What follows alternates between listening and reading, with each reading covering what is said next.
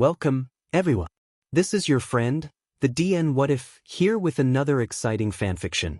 Today, we're diving into the story of What If Deku Was Kidnapped and Returned as a Double Agent? If you enjoy this video, don't forget to hit that like button and subscribe for more fanfiction content just like this. Now, let's get started with the fanfic. Izuku's heart was not made for the kind of life he was living. Don't get him wrong, he was in great physical shape. But the sheer amount of stress he was under on a daily basis just wasn't meant for his poor heart to keep up with. Maybe being born quirkless meant that his physiology was different or something. It wasn't something that Izuku had ever been interested in looking up, although he was sure he knew someone who would give him an answer to his question. He wasn't sure how much it really mattered now, though, considering he was no longer quirkless. He hoped that it meant that his heart would keep up. It was racing in his chest as he stared wide-eyed at the television. His thoughts flew so fast through his mind that frankly he was surprised he even had time for idle thoughts about his physiology. He was watching a replay of a fight that had been recorded earlier by some amateur news reporter for a blog that he followed. He didn't like looking at these types of videos, but he had missed this particular fight and he needed to study it in other ways. He would prefer to have been there so he could have used his quirk to take in even more information, but it couldn't be helped.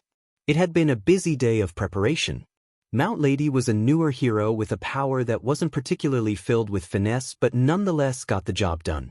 She could grow to sizes that exceeded most of the buildings she was often around, which meant that she was good for taking on large enemies and lifting objects that would be considered too heavy for normal people.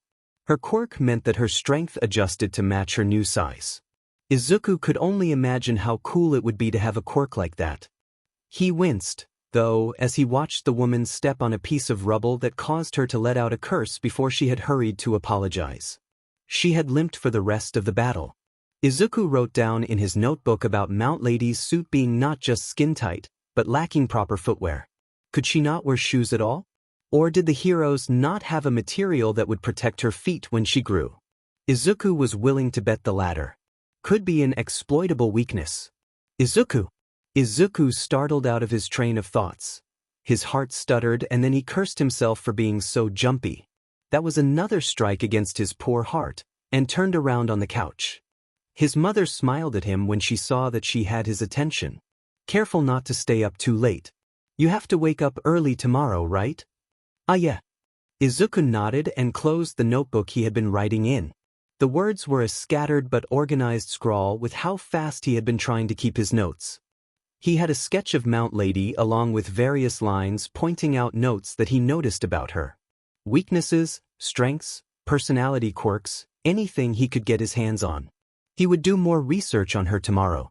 He hopped up from the couch and turned off the game system that he had been using for the internet before shutting off the television. Don't worry, Mom. I'll make sure to get plenty of rest tonight. Good. His mother made her way into the living room and placed her hands on his shoulders. Izuku stared at her for a long moment, his heart thudding so heavily in his chest that he was trembling.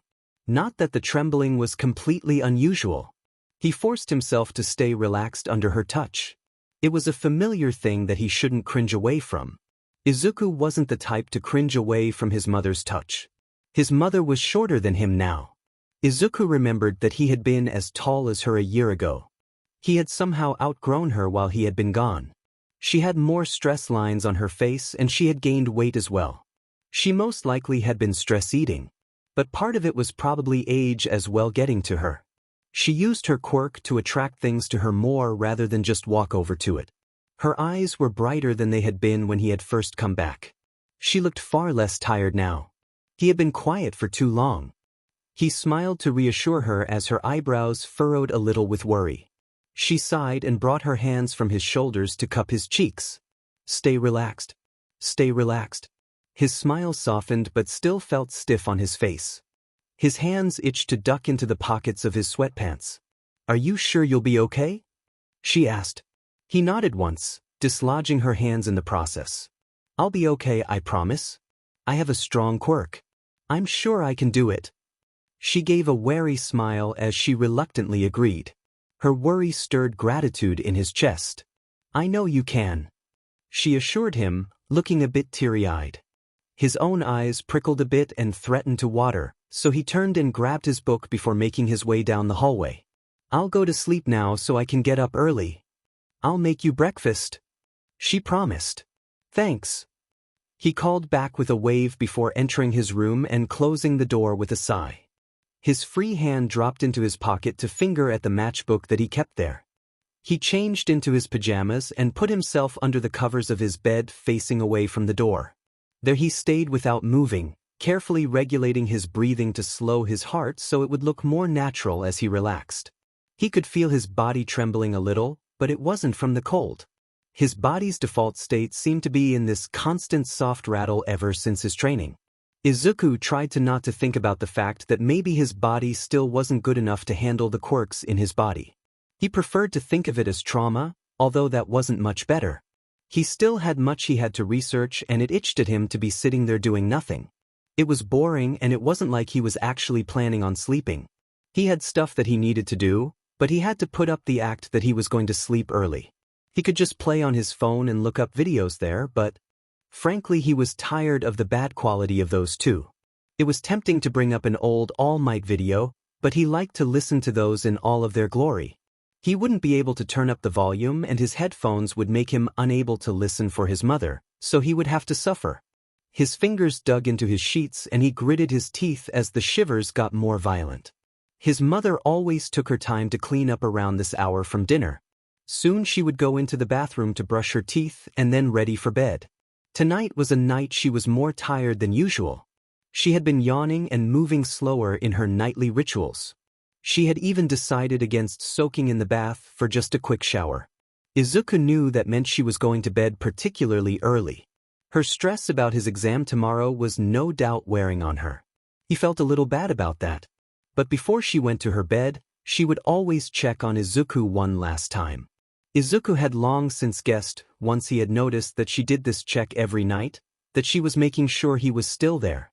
It had only been a little over a year since he had been released, but Izuku understood that it had not been long enough for his mother. Izuku never said anything in the mornings about noticing her check on him at night. If he was in her place, he would probably do the same thing. His door cracked open and his shivers stopped. His body was relaxed and his breathing was soft and slow.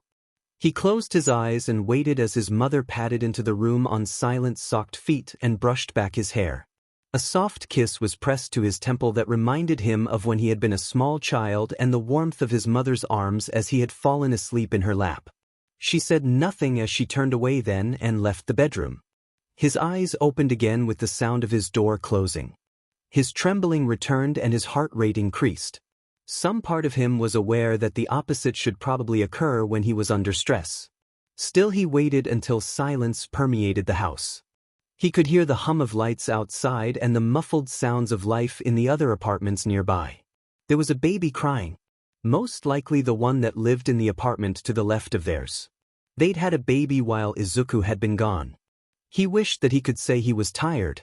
There was an exhaustion that was hanging in the back of his thoughts and dragged at his throat in an effort to yawn, but darkness rarely coaxed him to sleep anymore. His body and mind knew that he had things to do and that sleep would not be acceptable. In the privacy of his own bedroom with no eyes on him, he allowed a frustrated scowl to appear on his face. It was tedious to check in with his master, but he would rather just get it done and over with rather than deal with any possible repercussions. When another long 30 minutes had passed, Izuku threw off his covers and made his way over to his bedroom closet. He clicked on the light and found his way to a box he had stored in the very back. It used to contain some of his various All Might merchandise, but he had long since moved it onto some of the shelves in his closet. Inside of the box now was a single outfit. Izuku took in a deep breath and wondered how tonight would go. Hopefully he wouldn't get any injuries that he couldn't hide. He doubted his master would allow for anything to happen before such a big event tomorrow, but Deku wasn't known for maintaining his temper. Not anymore, anyway. He undressed quickly and with practiced movements he donned his white button-up and black slacks. He rolled up his sleeves and put on his pre-tied tie before his socks and shoes went on. The last were his black gloves. They fit his hands like a thick second skin. The material clung. but he could feel the rounded heads of the matches hidden in the tips of his fingers and the small flint stone in the palms itching to be struck. Deku pulled the matches out of his sleep pants and pocketed them in his new set of clothing. The silence in the house was now filled with potential. His heart had calmed down finally, and the trembling had ceased as he made his way expertly through the apartment and to the front door. He didn't bother to glance back to check on the house one more time before he left and walked quickly down the illuminated paths of the apartment building hallway. Deku sighed and ran a hand into his hair and glared at the horizon in the distance. He would need to walk for a good 15 minutes before he would get into position for Kurogyari to open up a portal for him. He had plenty of time, but he hated being on a time limit. It would be nice if he could just go to sleep, but instead he had to go visit the A-hole brigade. Shigaraki would be so ecstatic to see him again. Deku was so thrilled. The walk was uneventful, and the small alleyway tucked away between two residential buildings was even more so.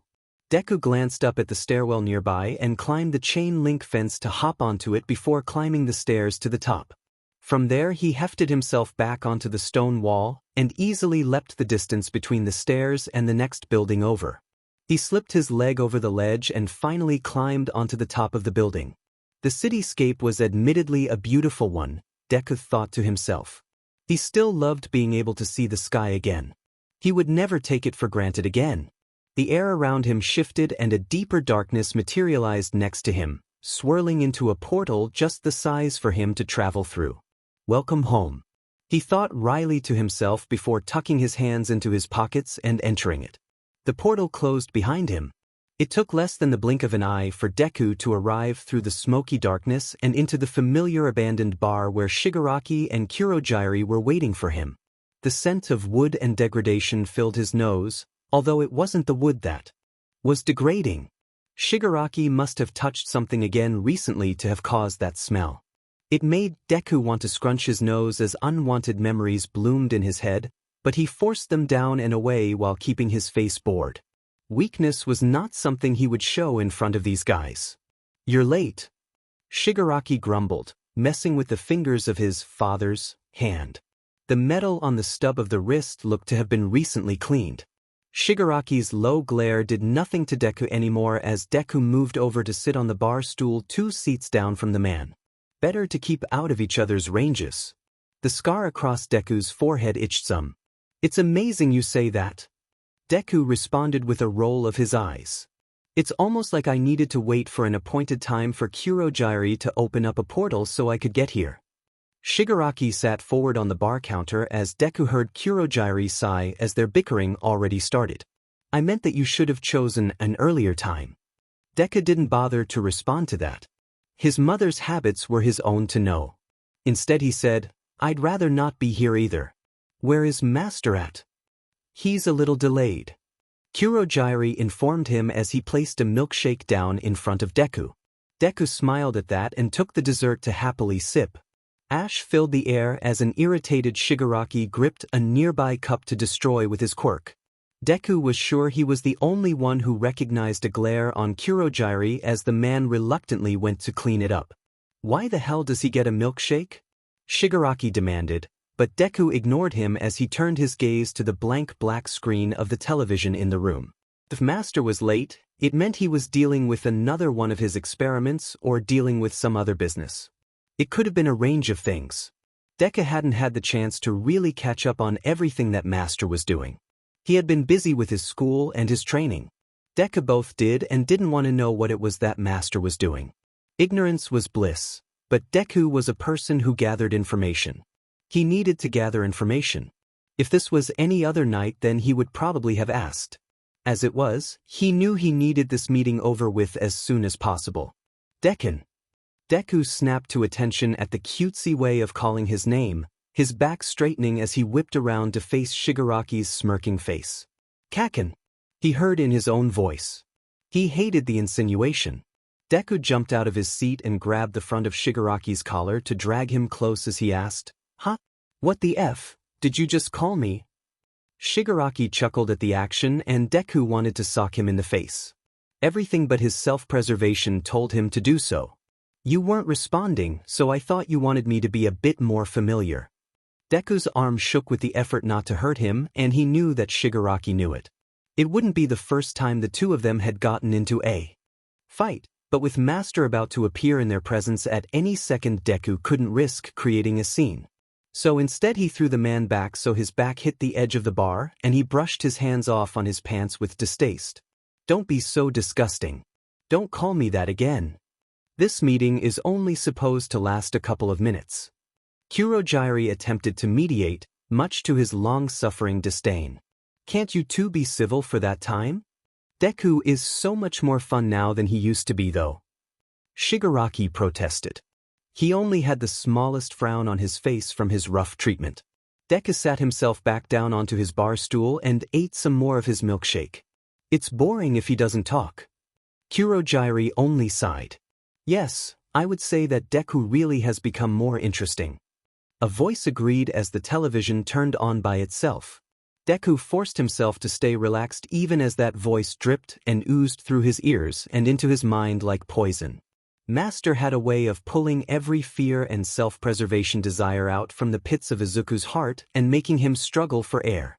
Only the sheer amount of self-control he had developed as Deku allowed Izuku to breathe through the hatred and instinct to cringe and run. He could not show his fear even as he wondered if the rabbit-fast beat of his heart could be heard throughout the room. Deku was strong, so he turned around in his seat and gazed upon Master through the television screen.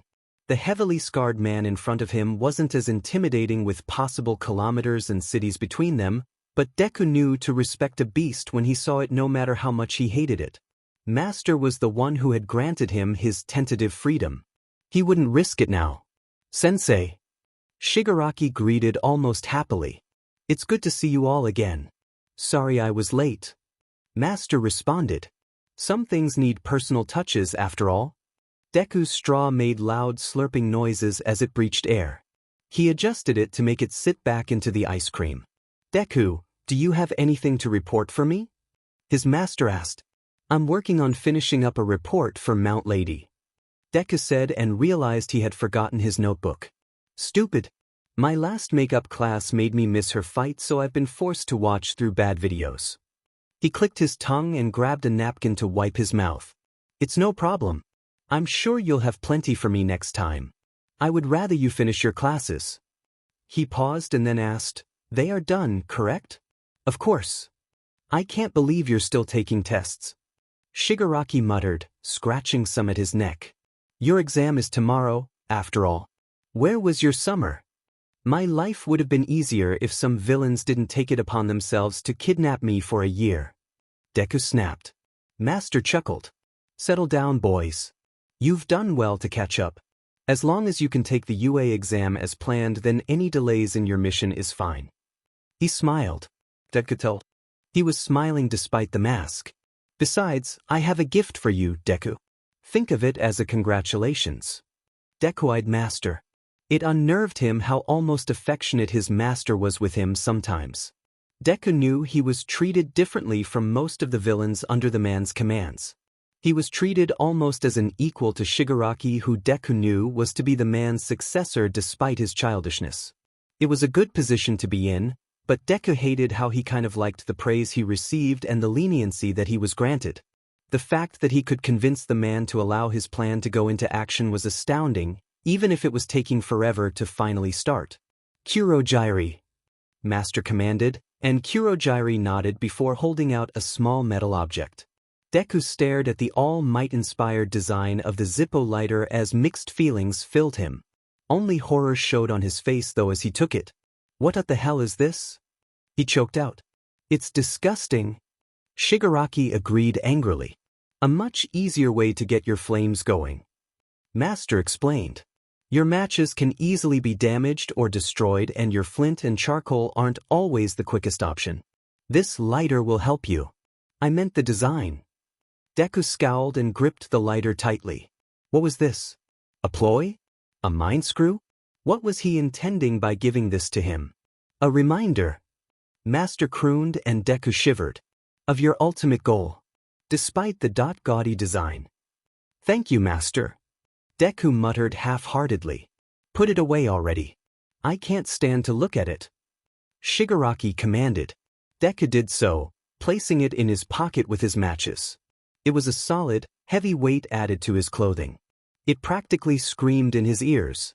"Tomorrow you will pass your entrance exam into UA."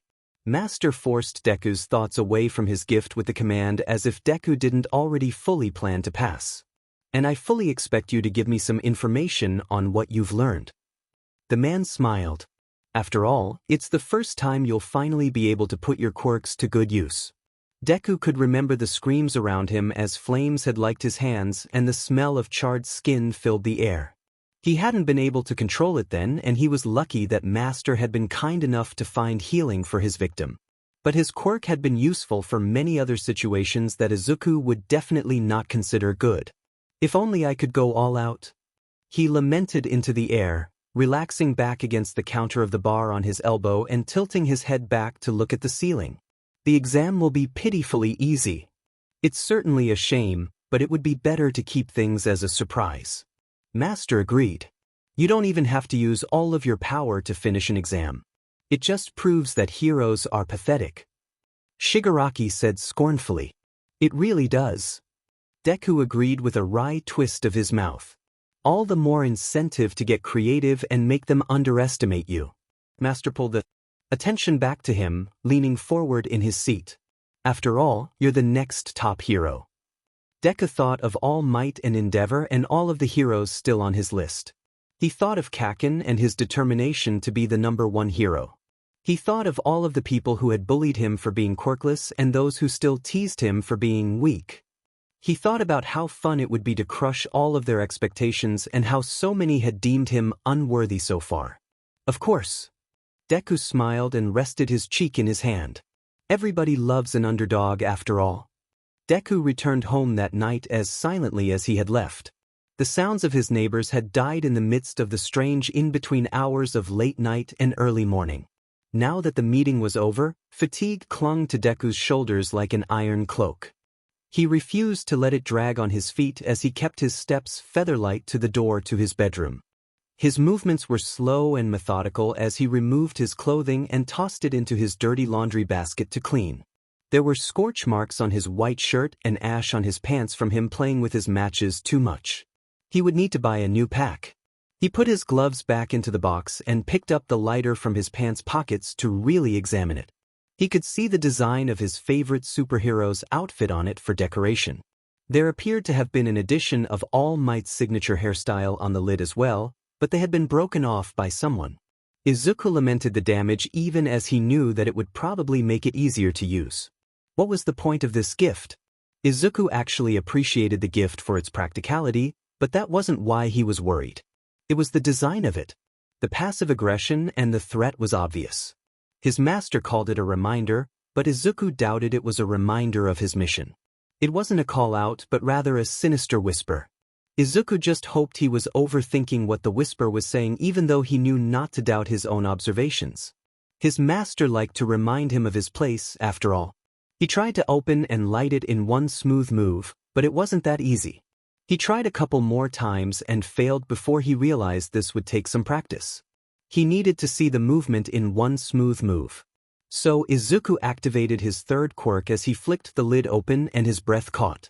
It was as if time had briefly frozen and Izuku's brain was able to account for all the details that were missed in the speed of an action. If he had to compare it to something, it was like the world had gone into slow mode for all of a second. Izuku noted the exact moment he would need to open and strike the zip at the same time to get it to light upon opening. He took in the spark and the slight waver in the air as the gas emitted from his tool. The flame flicked to life, and time sped up again. Izuku's breath stuttered out of him. With his new knowledge in mind, he tested out his theory 3 times with success before he decided to put the tool away in the box as well. His mother probably wouldn't like knowing Izuku had a lighter. She hadn't yet noticed him taking or buying all of the matches. Izuku pulled on his pajamas again and crawled into his bed to stare at the wall. His trembling slowly came back, starting in his hands and eventually traveling up his arms, shoulders, neck and back to his legs and feet until he had to shudder from the force of it. He felt sick, but he wasn't sure if it was emotionally or mentally driven. He glanced at the All Might clock that sat on his bedside table. Only a couple more hours until he needed to be up and ready. He sighed and closed his eyes for what would certainly be a stressful sleep. His heart did not slow for a long time. Izuku stared hard at the entrance to UA and gripped his backpack straps with shaking hands.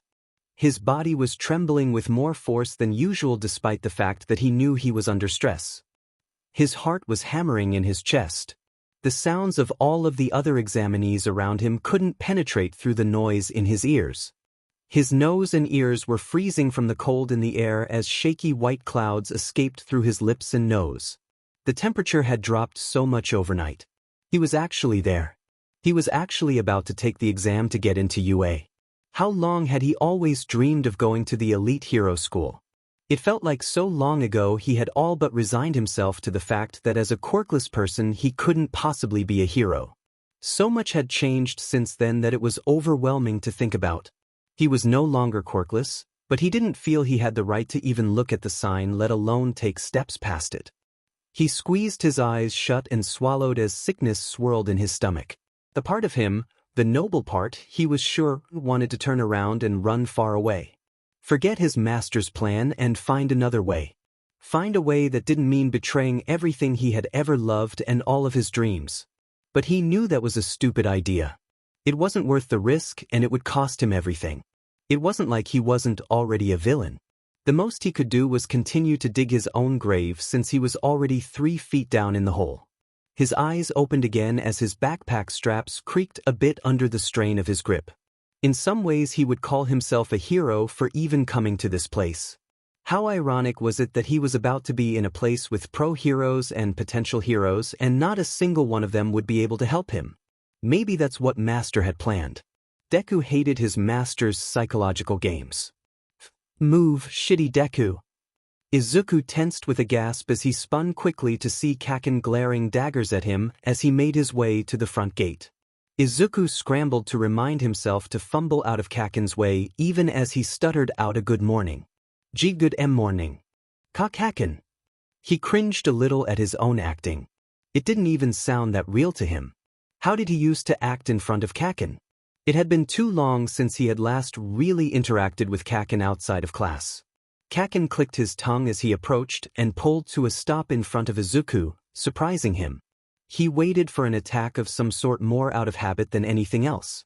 It had been a while since Kaken had physically attacked him, but threats were still an option on the table. Izuku supposed even his childhood friend-turned-bully was nice enough not to attack someone who had been tortured. You shouldn't be here. Kaken growled, sizing Izuku up. Izuku felt stronger than he had before. The shaking of his body had relaxed into something of a tremble that skated over his skin. What do you mean? Izuku asked, purposely avoiding eye contact. Kaken was used to a SBM SSV Izuku. He didn't like to be challenged and Izuku needed to maintain that status quo. Don't act too cowardly, he reminded himself.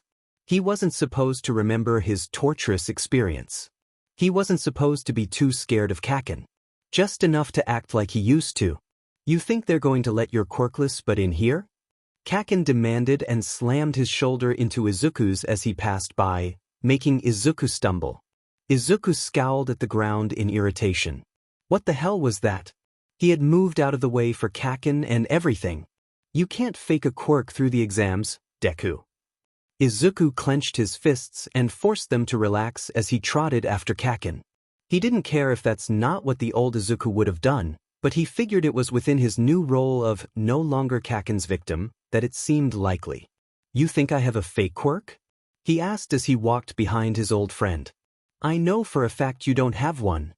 Kaken barked, whipping his head around to snap at him. You don't just magically develop a quirk just because you were Dash. He cut himself off, visibly biting back the words, before huffing and turning back around. Izuku felt a little warmth in his chest at the courtesy. He also secretly admitted to himself that he found it a little amusing that the other boy couldn't seem to find it in himself to remind Izuku of what had happened. The doctors said that the stress caused it to manifest. Izuku protested. People with an extra toe joint don't have quirks. Kaken stubbornly insisted. I don't even have pinky toes anymore, so it's not like it matters. The words slipped from Izuku's mouth before he could stop them. Instant regret caused his heart to seize up as Kaken whipped around to look at him with wide eyes, gaping some. Izuku did admit silently to himself that it was a bit pleasing to have shocked Kaken with such knowledge. The boy didn't even have a response as he closed his mouth and turned back around. The silence between them was thick and heavy enough to choke Izuku. That kind of information wasn't something he had been planning on giving out. It was bad enough his mother had seen the various wounds he'd had inflicted on his body during Master's experimentation. Izuku berated himself for allowing Kaken to work him up. He wasn't one of Master's villains. Kaken seemed to chew on some of his words before finally cursing loudly to himself and pressing past Izuku's loose tongue to state, "Just stay out of my way, shitty nerd, or I'll kill you." Izuku didn't bother to follow as Kaken sped up his pace, storming away from their conversation. Izuku allowed a shaky breath to stutter past his lips and pressed a hand to his chest as he sighed. He still didn't know how to handle Kaken now. He wasn't even sure what their relationship was. As messed up as it sounded, Izuku rather thought that he was closer to Kaken than he had been before he had been kidnapped. After being around actual terrible people for so long, Kaken's shitfits and angry yelling didn't seem nearly as threatening. Izuku allowed himself to stare after his old friend with a frown, rubbing his thumb over the plastic leather of his backpack straps. Kaken had stopped being scary to him a long time ago. Izuku could still remember the first time Kaken had even come close to using his quirk against him again. Izuku hadn't flinched and had stared at him waiting for the hit. He wasn't sure what his face had looked like, but his expression had caused Kaken's face to twist in confusion before he had backed down. He had chosen instead to just throw Izuku away from him and abandon the conversation. Kaken had barely touched him since. There were the occasional threats, but Izuku had come to learn quickly that was just par for course with the other boy. He'd even once in a while seen Kaken tell some bullies off for planning to harass Izuku later. Izuku wasn't sure how to handle that kind of Kaken. Even the conversation they just had didn't make any sense. Izuku lamented the fact that he didn't have the time to study Kaken's new behavior for his own notes. He was far too busy to do so. "Whoa, are you okay?" Izuku blinked out of his thoughts to find a girl leaning past his shoulder to glance into his face. Izuku stiffened in surprise more from having a girl talk to him than the fact she had suddenly appeared. She was, in a single word, cute. And Izuku had never talked to a girl before, let alone a cute one. A dash. He stuttered out sensibly. He wasn't even forcing an act this time. That guy was just yelling at you. The girl frowned as she straightened and crossed her arms. "What's his problem?" Izuku laughed a little and scratched the back of his head. His shaking worsened again as he swallowed thickly. That's just Kaken. It's nothing." "You sure?" the girl asked with a worried look. "I know we're all nervous, but that's no reason to snap at someone." Izuku attempted to respond but couldn't bring himself to do so. The girl huffed a sigh and then brightened with a smile that illuminated the world around Izuku. Sweat formed and rolled down his face despite the cold. He felt way too hot to be standing there without even gloves or a scarf in the chill of winter. "Well, okay. Good luck with the exam today." Later. Before Izuku had a chance to even say goodbye, the girl was already rushing off. "I talked to a girl." Izuku screamed in his head, absolutely delighted and proud of himself. His energy restored, he ran the rest of the way to the auditorium where the entrance exam was to begin, only stumbling a little bit along the way. As luck would have it, Izuku ended up getting a seat next to Kaken due to the numbers they both had been given. Izuku believed that it had to do with the fact that they came from the same school, at least based on something Kaken mentioned when they discovered they would be going to two completely different zones for their exams. Kaken had only scowled at the fact that he wouldn't get the chance to crush Izuku.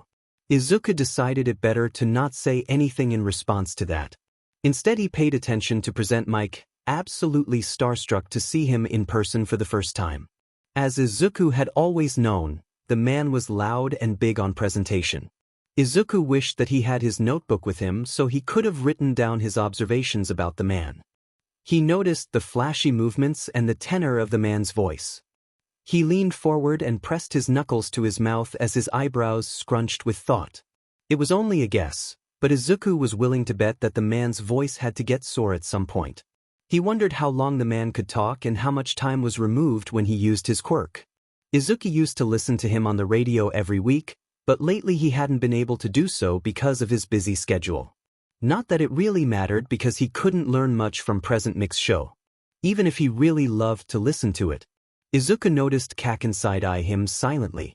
Izuku's breath caught and he activated his quirk before glancing over at Kaken. The movement was far too quick for the other boy to possibly notice him. Izuku took in the curious frown as Kaken seemed to be watching Izuku. If Izuku hadn't known for Kaken for years, he wouldn't even begin to know what that look meant. But Izuku had known Kaken for years and he recognized when his old friend had noticed something strange. Izuku didn't have enough time to try to figure out what it was that Kaken could have possibly noticed about him before he had to release his breath. He got distracted from his observations as another examinee stood up to call out to present Mike. Kaken's eyes beside him widened briefly, but Izuku didn't get the chance to even think about it before his mind turned back to the explanation of the exam. By the time he glanced back at Kaken, his face had already returned to its frowning state, facing forward. Wow. Izuku thought to himself as he stared up at the tall buildings of his examination area. When they had said there was a sector he had to go to, he hadn't thought it would be an entire fake town. It was overwhelming as the sector spanned multiple city blocks on each side to form a perfect square. All of the robots he would have to defeat were within the confines of the walls in front of him. He glanced around him at the other examinees and blinked at just how many of them were so confident. He supposed it made sense because they'd had their quirks all of their lives, but it was still a marvel to him. How were they not more shaken by what was basically a town in front of them? Izuku had seen a lot of sheet, but this was certainly new. I suppose that's just what I should expect from UA. He told himself, tapping his finger to his lips. Not many people had seen the actual grounds of UA because the school kept it closed to the outside public and news people for both privacy and security purposes. The few times they let the public in during the year was for the sports festival and the examinees. And even then the examinees needed to have proper ID. Izuku glanced down at his hands and frowned at his gloves. It was a risk to have brought his Deku gloves here and he kind of regretted doing so. It felt like a safety net for him to fall back on, but he was determined to not have to use them. He didn't believe that he needed the gloves in order to win, but they were good to have on him in case something went wrong with his Zippo. He didn't have enough time to practice with his new tool. The gloves were something he was used to and had purposely built with the function to work with his various quirks in mind. He wanted to see how well he could do without them. He couldn't risk anyone recognizing his technique in case Deku became more noticeable to the public. Izuku had worked hard to keep his public quirk quiet. The news had broadcasted the shocking news that someone who had previously been quirkless now suddenly had a quirk when Izuku had been released from the villains. However, they'd only been able to report that it was a latent quirk as most doctors had speculated that the stress and trauma had most likely triggered his quirk's activation. Some even said that the tests done on him when he was small were wrong. There was no way of knowing anymore considering Master had removed his pinky toes. The public and Izuku's classmates had accepted the knowledge, but Izuku had still made sure not to go out of his way to show it off. The most he had shown a couple of classmates was him playing with the fire of a candle. He wanted them to think he was weak. Kaken clearly thought he was faking. It was a little irksome to learn this. Now that he was in UA, however, he would have to show off some of his skill. It grated that he knew he still would have to hold back, but he didn't want any kind of connections being made. A weak pyrokinetic quirk was better than a powerful one in the eyes of a threat. You there? Izuku lifted his gaze from his gloves and closed them into fists, careful of the matches on the fingertips. It was the same guy who had interrupted Present Mike earlier. Izuku had no idea what his name was, but he recalled the boy's number from when Present Mike had responded to him. Ah yes, he asked. Examinee 7111 marched right up to him stiffly. His gaze was stern and focused. Izuku couldn't be cowed by such a look anymore, but he knew that in the past he might have been nervous. As it was, he settled for being a little unnerved. You're shaking like a leaf. If you are not prepared for this cold, or if you are that scared of the exam, then you should not be taking it. That was the second time today that someone had told him that he shouldn't be taking this exam. Izuku gritted his teeth a little, unable to help but be annoyed. He smiled stiffly before saying, "Oh, sorry. I can't help my trauma causing me to shake. It's not something I can control. Sorry if it's bothering you." Examinee 7111 startled at that, taken aback by the response. Around them Izuku picked up on murmurs. Some of the other examinees had found the scene funny. Others thought themselves lucky to be going up against a trembling chihuahua, their words. The last murmur he heard was someone pointing out that they recognized him. Examinee 7111 must have heard it too because he straightened, hands snapping to his sides, and bowed deeply. "Please excuse my words. I recognize who you are now. There is nothing to be ashamed of and I apologize greatly for my rude words." Izuku would really rather not be recognized as that kid who had been kidnapped, but it was something that couldn't be helped. It had been big news at the time. He allowed his smile to relax and quickly waved his hands, looking around nervously. He didn't like all of the attention. It's okay. Please lift your head." Examinee 7111 stood back up and opened his mouth to say something else, but he was interrupted as Present Mix's voice rang out, "And start." Izuku's head whipped up to the large tower that stood taller than all of the examination sections and gaped in shock. He wasn't the only one who gasped out a "huh." "What's the matter? There's no such thing as a counter in a real battle." "Ruin!" Present Mike yelled. His voice was so clear despite him being so far away. Izuku marveled at his range and noted that there was no damage being done to his ears. Was this Present Mix's choice? Did he have to choose to cause damage when he yelled like that? Izuku wanted to know. "Consider the baton passed." Present Mike continued. In an instant all of Izuku's fellow examinees took off. Izuku stumbled and cursed himself for getting caught up in his questions and analyses. He had time later to study his teachers. He needed to secure a place in the school first. "Go!" He yelled at himself and took off after them, easily overtaking the back of the crowd with his speed. His hands itched for flames and his shaking finally stopped so his feet were steady. Izuku narrowed his eyes in a frown. It was time to prove he could be just as capable of a hero as he could a villain. Hopefully he could be even better. Izuku thanked Master for the decision to also grant him agility for a quirk as he dodged around a couple of the other examinees before taking a hard right. Some of the others had joined him, but Izuku paid no attention to them as he allowed any of his acting and persona to fall away so he could get serious. His muscles and bones were steady. His thoughts flowed like an effortless river as the familiarity of battle flooded through him. Compared to Master's training, this would be easy. He wasn't even battling any humans. The first robots began to appear then. They slammed to the ground as they either jumped or fell from higher up. The ground shook violently from the impact. Izuku's first instinct was to create a spark with his flint, but at the last second changed direction and reached into his pants pocket for his lighter. He tucked and rolled out of an incoming attack and flicked open the lighter, getting it to light on his first move. By the time he had rolled back to his feet, he had pulled the flames straight from his tool. The flames stretched and thinned like a whip. It wrapped around him and shuddered like an eel removed from the water by Izuku's chokehold. Before Izuku could even begin his attack, though, another student crushed the machine. "Sorry, slowpoke," the muscular boy who ran past said with a wink and cheeky wave. Izuku grumbled under his breath, glaring.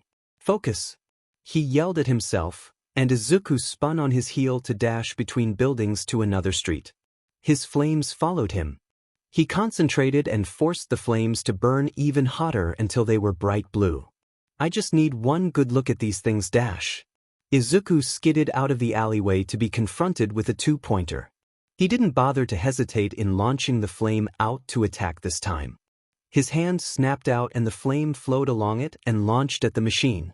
Izuku activated his third quirk while catching his breath in his chest. His visual processing skills temporarily sped up to faster than a hummingbird's wings, making the world seem like it had slowed down to a crawl.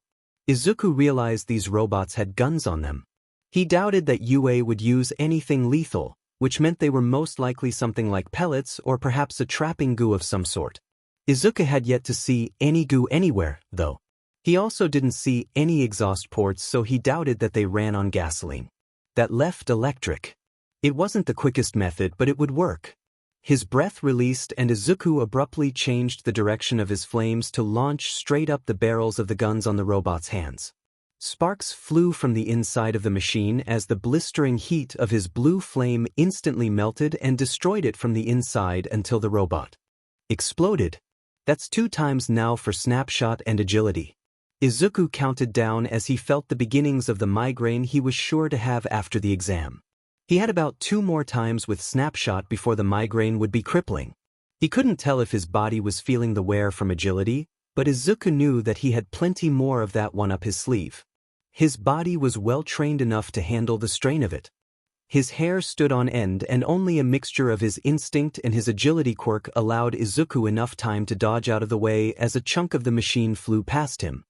He yanked the flame back to his side and ignored the cry of pain behind him by sheer force of will. He ran forward to the next couple of machines and repeated his attack. With each successive kill, his flame became stronger as it gathered the fire from the explosions. It made his attacks faster and more efficient. At some point, a broad grin had spread across his face as he began to enjoy himself. These robots were ridiculously weak. Izuku could hardly believe just how simple it was to rip them apart. He couldn't even imagine if the heroes had been foolish enough to use gasoline. Izuku could have just transferred the explosion from one robot to the next. It would be almost effortless as he just allowed the flames to do what they did best. It would look like Kaken was there or something. Surely they could have had a harder test made for future heroes? For minutes left.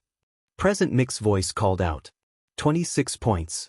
Focus on the task. He was getting ahead of himself. He needed to keep track of his points. What was the minimum he needed to pass? He couldn't allow himself to make it to the very top of the exam even if he wanted to. He needed to stay an underdog. Was 26 points low or high? He didn't recall Present Mike explaining that. Most people were trying to get to the very top, so of course they didn't set a top limit. The ground shook violently and forced Izuku to stumble to a stop. He automatically yanked his flame, now as thick as a pipe, back to his side to wrap around him protectively. His fellow examinees started running in the opposite direction while screaming. Izuku stood there frozen in shock as the biggest robot he had ever seen in his life appeared climbing over the buildings like they were a playground. The buildings crumbled and rubble fell into the streets around him. He was lucky none hit him because he could only gape in horror. He understood immediately that this was the 4th type of robot that Present Mike had warned them about. How is this only worth 0 points? Izuku wondered. What was the gimmick of such a stupid decision? There had to be another reason to it other than defeating it. He couldn't think, though, as the thing continued to approach. A fist came down on the building on the other street, shooting a shockwave through the ground. Izuku yelped as he was thrown onto his back. The flame he had been hanging onto dropped to the ground. Izuku scrambled with wide eyes, horrified. He couldn't lose his weapon. He had built it up so much. He reached out to pull what flames were left, but he had to yank his hand back as rubble crushed the flames and smothered them. Izuku felt like he might vomit. Run! He yelled at himself. He turned and scrambled to his feet to do just that when he heard a familiar voice whimper over the noise. His gaze was automatically drawn backwards to see the girl from that morning on the ground. She had been knocked down by some rubble. Her leg was trapped under a few heavy chunks and Izuku could smell a bit of blood in the air. His heart hammered in his ears as he stared at her. She had been so kind to him this morning even when she hadn't needed to be. She had checked to make sure he was fine when she didn't even know who he was. She had wished him luck on the exam unlike the other 2 people he had talked to today. She had encouraged him. The 0-point robot was approaching. She would be crushed or hurt worse. The exam still had 3 more minutes. Izuku didn't trust that they would end the exam over something like this. He should get clear of the wreckage. The girl should save herself. She was trying to be a hero, wasn't she? Heroes shouldn't be weak. They would run into these kinds of scenarios all of the time. If she couldn't even recover from this, what kind of hero would she be? His feet were moving before he had made a conscious decision, rushing towards the girl. He had no plan. He needed a plan. He had 2 shots of snapshot left. This would SCK, But he needed both as he spotted a one-pointer robot still mostly in working order. First things first. His eyes snapped to the zero-pointer and he breathed in a deep breath to slow everything to a crawl. The thing towered over him by multiple stories. Even with his agility, he wouldn't be able to get up the main face of that thing. Unlike with the other robots, this one didn't have any weapons. It was purely a fighter machine. That meant no easy ports. There were plenty of joints he could take advantage of. But if he destroyed the joints, then the robot would crush the girl. He scrapped that plan too. The breath left Izuku and the zero-pointer finally seemed to have noticed the down girl. She was still trying to recover. Izuku's head throbbed as he turned his gaze to the one-pointer and activated snapshot again with a gasp. The one-pointer hadn't been destroyed. It was only crippled, which meant Izuku could blow it up again if he could get his fire. It was already turned his way. He just need to get a flame going again. Dimmed the fact that he had lost control of his weapon earlier out of something so stupid as fear. He would need to get better about that. In a real battle, he couldn't afford to lose control like that when his main offense was so reliant on outside forces. His breath escaped him and his mind caught back up to the events happening around him. He had absolutely no time to even go for the lighter in his pocket. One flame would not be enough to take out the zero-pointer. He had no choice but to show off more skill than he had wanted to in the exam. Izuku gritted his teeth and scraped the head of the match on his thumb across the flint on his opposite hand's palm while Izuku dashed towards the one-pointer. The match struck instantly and didn't even have time to be blown out by the force of Izuku's running before he grabbed it and whipped it straight up the one-pointer's muzzles. Like with the previous robots, it sparked and exploded. Izuku instantly latched onto the force of the explosion, grunting as he pulled the furious flames to him to compress. They writhed and fought against his control as they wanted to expand outwards. The pressure of them only became worse the longer Izuku held onto them, clutching them to his chest as he pivoted on his heel and dashed towards the zero-pointer. His head throbbed like it was going to explode. The noises around him was making his vision white out, but his feet kept him going. The explosion compressed in his hands raged like the pressure in a soda bottle being shaken up. He only had a couple seconds before he would lose control. Izuku felt like he would pass out. He jumped as high as he could with his agility quirk, skipping himself up and off the tallest rubble he could find and finally launching the furious explosion at the center of the zero-pointer. Smash! He screamed as the explosion erupted with greater force than it had had in the beginning. It threw Izuku and the zero-pointer both backwards as the center of the robot impacted inward. Izuku's vision flickered and he lost sensation in his limbs as the familiar feeling of flames licked and burned at his skin. He could tell he was falling, but he couldn't get his body to respond. He wondered how much damage he would suffer through this time. Master would probably make him deal with his wounds for a couple days before he would even allow any healers to approach him. That's what he got for being so weak. For not controlling his quirks better. He would be scolded when he woke up, he was sure. Especially so because he had shouted one of All Might's signature moves. Shigaraki would mock him. Izuku hoped he could coax Kurogiri to give him a milkshake while he's resting. Izuku's felt the final edge of his consciousness escaping him when a slap and the sharpest pain ripped through his mind. He was thrown to the side as all of his momentum shifted from falling down to falling sideways before all of it suddenly stopped. He was just awake enough to deliriously wonder if he was actually floating or if that was just his head before he finally succumbed to the throbbing of his skull. A week later had Izuku sitting at the table and staring at his breakfast. He couldn't get his mind or thoughts off of the exam that had occurred. He was angry with himself for how weak he had been. He kept going back and forth between if he had done the right thing by showing off so much of his power. He didn't regret saving the girl. Izuku couldn't find it in himself to regret saving anyone. It's what a hero would have done, but he did regret that it had made him pass out. He had missed out on seeing Recovery Girl's quirk up close and in action. How could he have done that? It was such a critical thing to learn. He needed to know what damage he had done to himself and how much the quirk had healed, but right after he had woken up in the recovery unit he had been rushed to the paper portion of his exam. The only thing he knew was that he had been burnt and cut up from debris from the explosion. He didn't have any proof of this when he had woken up. He hadn't had the chance to even thank Recovery Girl. The report to his master had been thorough, if reluctant. He had been right to think that Shigaraki would mock him, but Deku had managed to get a swift kick into the man's shin before Kurogyari had broken them up. Deku hadn't been in the mood to deal with any nonsense when he was already beating himself up. He had also been admittedly nervous about what Master would say. Master had only made an appreciative noise and dismissed him. That was honestly more unnerving than anything else. Izuku felt sick from having exposed so much information about Yue. He hoped that they changed up the practical exam once in a while. Izuku! His mother cried and Izuku snapped out of his daze.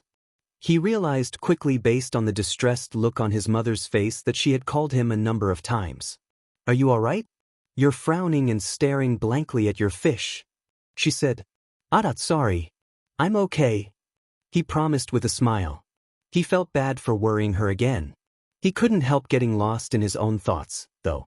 He supposed that his own mother wasn't used to his silence even if Izuku had been broken of his habit of muttering for the sake of his own safety. His mother reached across the table to touch his trembling hand. Why don't you go rest on the couch? I'll take care of the dishes. You must be tired. You have bruises under your eyes again. Izuku wasn't about to be the one to tell her that it was stress. He had just woken up from a couple of hours of sleep, after all. She didn't know he had been up part of the night training. He had to get better at using his lighter. He needed to be quicker. Thanks, Mom. I can help though. He stood and grabbed his plate, but his mother shook her head with a smile. I can do it. Go turn on the news for me so I can listen too. Then go get ready for your appointment, okay? Even almost a year later, he was still being forced to go to a therapist. Izuku couldn't tell anything to that person. It helped that he could fake having amnesia of his time captured by the villains. It gave him an excuse for not having to confront his problems. It was exhausting having to act so much. He needed a therapist to discuss the stress of going to a therapist. Okay. Izuku sat himself onto the couch and flicked the television onto his mother's preferred news channel.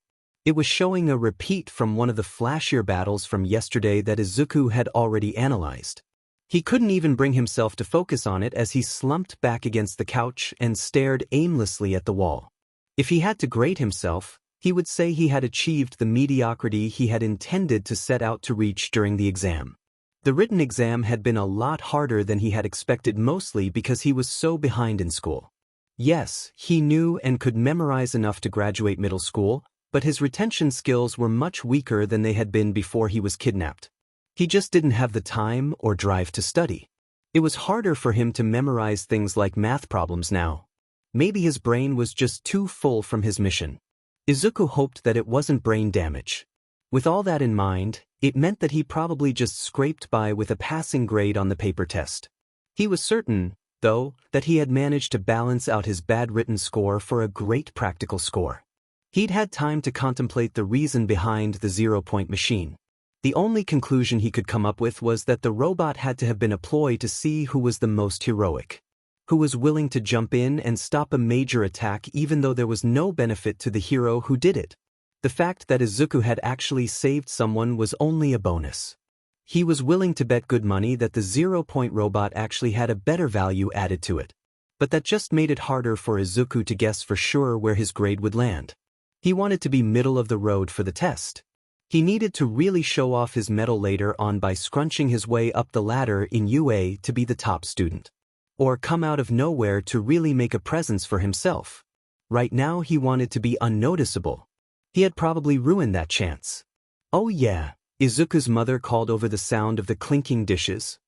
He spotted her reflection in the screen of the television as it went briefly dark. She was watching him. Izuku eyed one of his weights on the floor and decided he might as well do something with his energy. He picked up the weight to start doing some arm curls. The results are due back today or tomorrow, right? Izuku hummed in agreement, counting his curls. He briefly wondered how Kaken had done in his own exam, but brushed the thought aside. He didn't doubt that Kaken had passed with flying colors.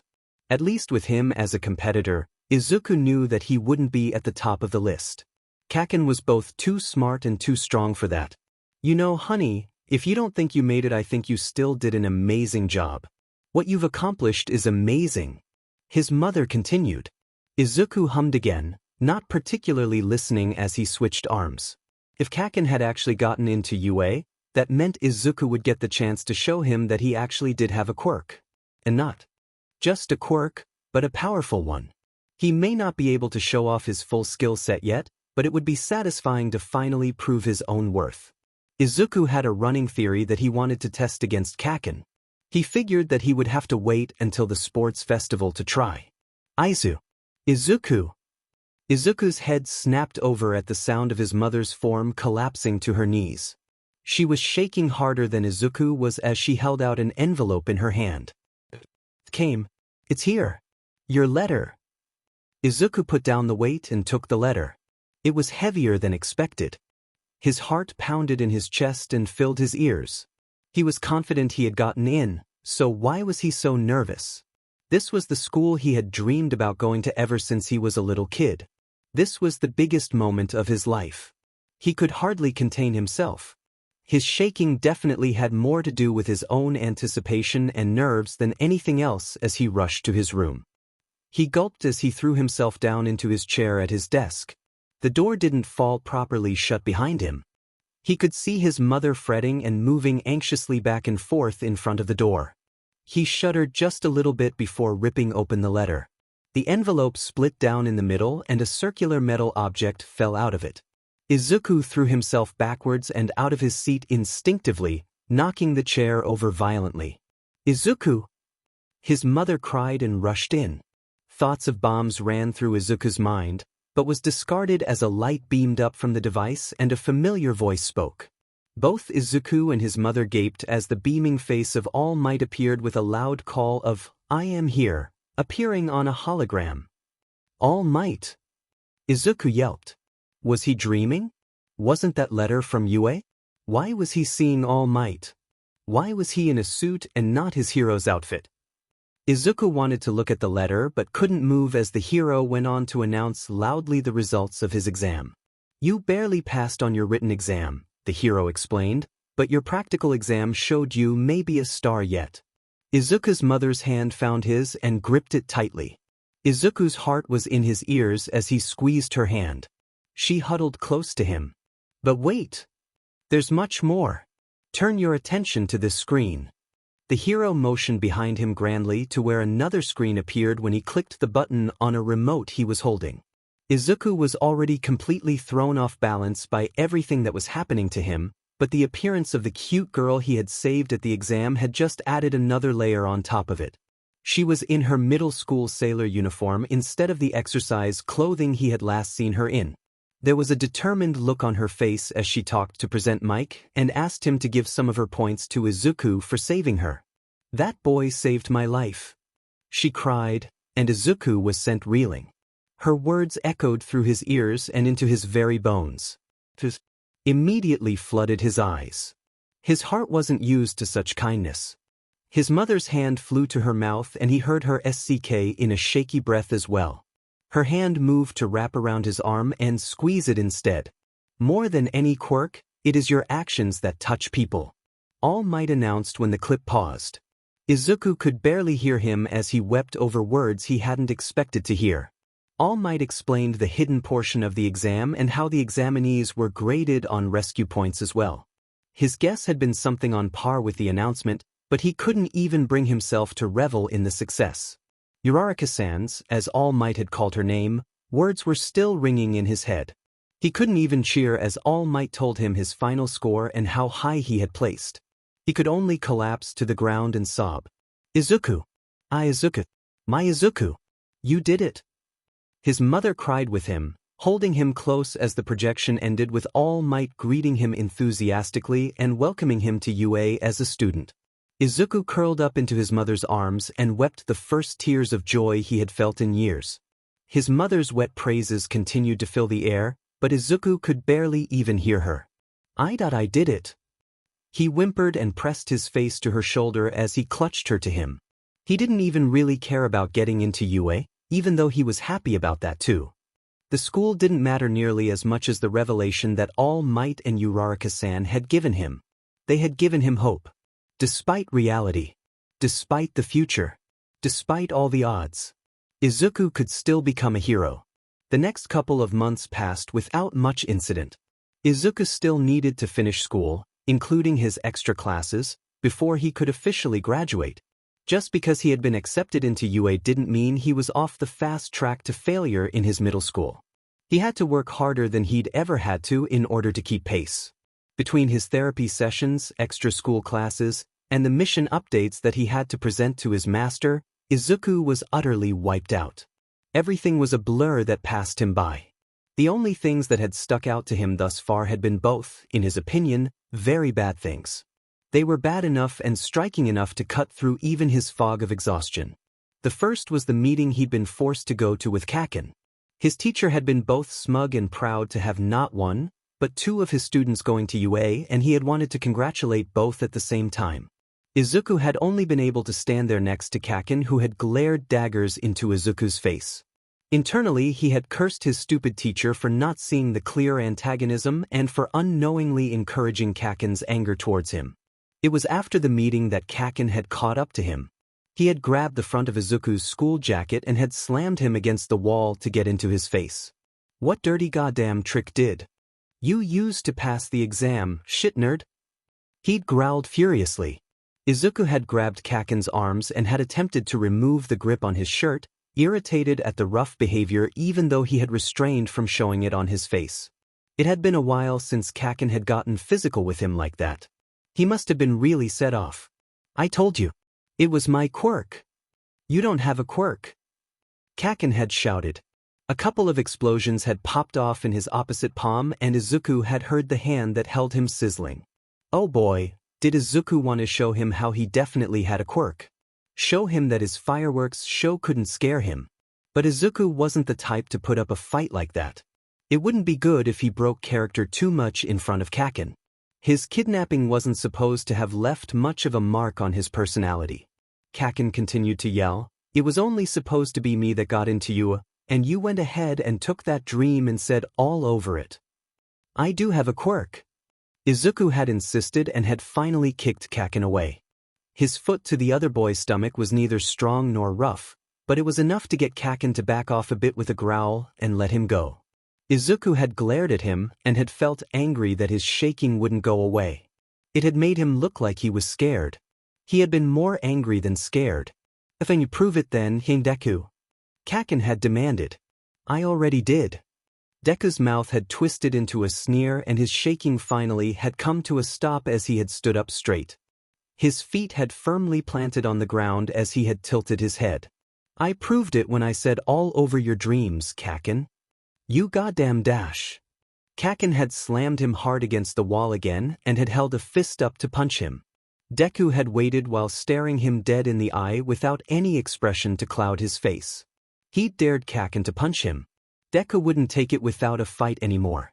If Kaken had hit him, he would have made sure to land a few punches of his own. Something had held the other boy back, though.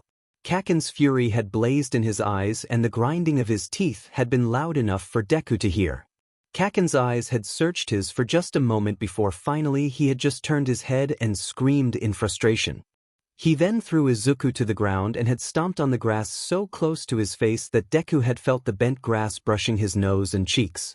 Deku had met his eyes again from the ground, unaffected. "Stay the F out of my way or I'll kill you, you hear me?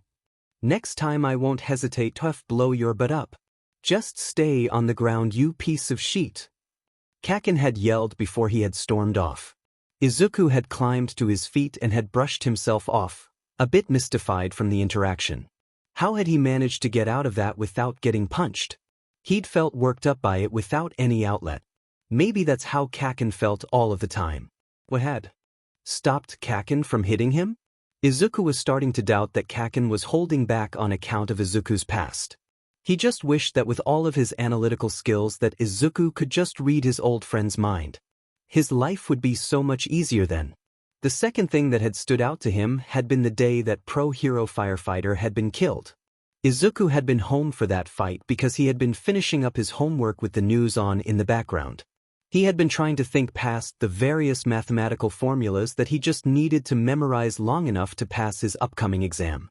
Nothing made sense, and he had been once again cursing the villains that had taken away so much time from him when his mother had gasped. Izuku had looked up to see her watching the television with horror in her eyes. Izuku had turned to the screen to see the news of firefighters' death displayed in bright red kana across the screen. Next to the picture of firefighter's smiling face was the image of a couple of villains that Izuku knew. His heart had plummeted in his chest as his limbs went cold with realization. "Oh no," he had whispered. "Oh Izuku, I'm so sorry." His mother had cried and lowered herself to the floor beside him to hug him. "I know you admired her." Izuku knew that she had been referring to all of the research he had been doing about her about a week ago. He had been watching videos of her nonstop and had been taking extensive notes. He had talked with his mother about the feats the woman had been able to achieve. 3 nights ago he had turned in his findings to Kurogyari, having concluded his research and believing he had nothing else he needed to learn. Admiration was something he had definitely felt for Firefighter because of her pro-hero status. Now all he felt was numb horror. Izuku had sealed the feeling in his heart even as tears had escaped his eyes. He had felt his skin become clammy. This was something that he had been expecting, but was still horrified to see it finally occur. He had caused the death of a pro-hero. That night he had wondered if he could ever be forgiven. Izuku stood in front of the door of classroom 1A with anxious trembling filling his limbs. In UA there were only 1 in 300 students that would pass the exams, and Izuku had learned that only 36 had passed this exam. And between 2 classes, that meant he would be in a class with 17 other students. He could admit to himself privately that he was nervous. It was his first real day of hero school. He would be meeting with new potential heroes and would finally get to make friends. How long had it been since Izuku had friends? He couldn't remember. He wasn't hesitating outside of the door because he was scared, though. He could hear Kaken's loud voice through the thick door. It was muffled but definitely there. It was just his luck that he would be in the same class as Kaken. He didn't know whether to be eager or exhausted with this fact. He supposed there was no more hiding his quirk anymore. "Aren't you going to go in?" Izuku startled and spotted a girl standing behind him. He immediately got the impression of a frog from her with her large eyes and mouth. Her long tongue lolled past her lips to hang a couple inches too long. Her hands were also longer than normal proportions for a girl her age. The tips of her fingers were wider and more rounded. He found himself staring for only a moment too long as he took in her various features. Multiple hypotheses formulated in his brain from the brief impression he had of her. "I am." He nodded quickly and stumbled out of her way. "You can go first. It's normal to be shy in these kinds of situations." The girl assured him. "I'll go in with you." That was twice now that a girl had been nice to him. Things were starting to look up for Izuku at UA. He smiled with a tinge of embarrassment and scratched at the back of his head before he joined the girl in entering the classroom. It was overwhelming immediately with all of the noise and activity. Izuku didn't recognize any of the students who had already taken some seats in the classroom. The only exceptions were Kaken and, surprisingly, the serious boy from the exam that had apologized to him. He watched as Kaken was scolded for his feet being on the desk by the serious boy. Kaken only sneered at him for being someone who had gone to a fancy private school. "It's loud," Izuku thought to himself and turned his eyes away from that scene to observe a couple of the other students. He mentally catalogued faces with the hypotheses of their quirks that he made from his observations. He would need more time to get a look at all of them, though. His hands itched to write his notes down in his notebooks. He was determined to maintain his theories until he could proceed to do so. "My name is Azui to you, by the way," the frog girl next to him said by way of introduction. "My friends all call me Tsu-chan, though." What?" Izuku asked, startled by the sudden familiarity. His face warmed and he shook his head rapidly. No. I can't possibly, Azui." "Tsu-chan," she insisted. Her expression never wavered. Izuku wasn't sure how to handle this new development. Had he just made a friend?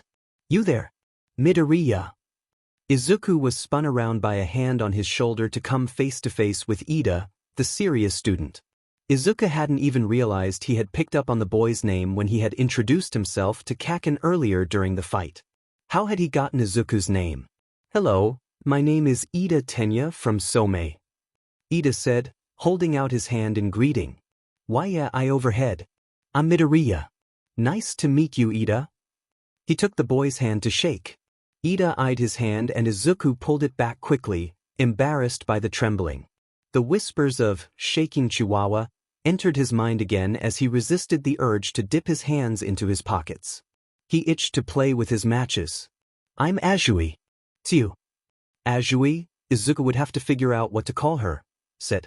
But I prefer my friends to call me Tsu-chan. It's a pleasure to meet you both. Midoriya. I was impressed at how you divined the true nature of the exam. Izuku frowned, baffled.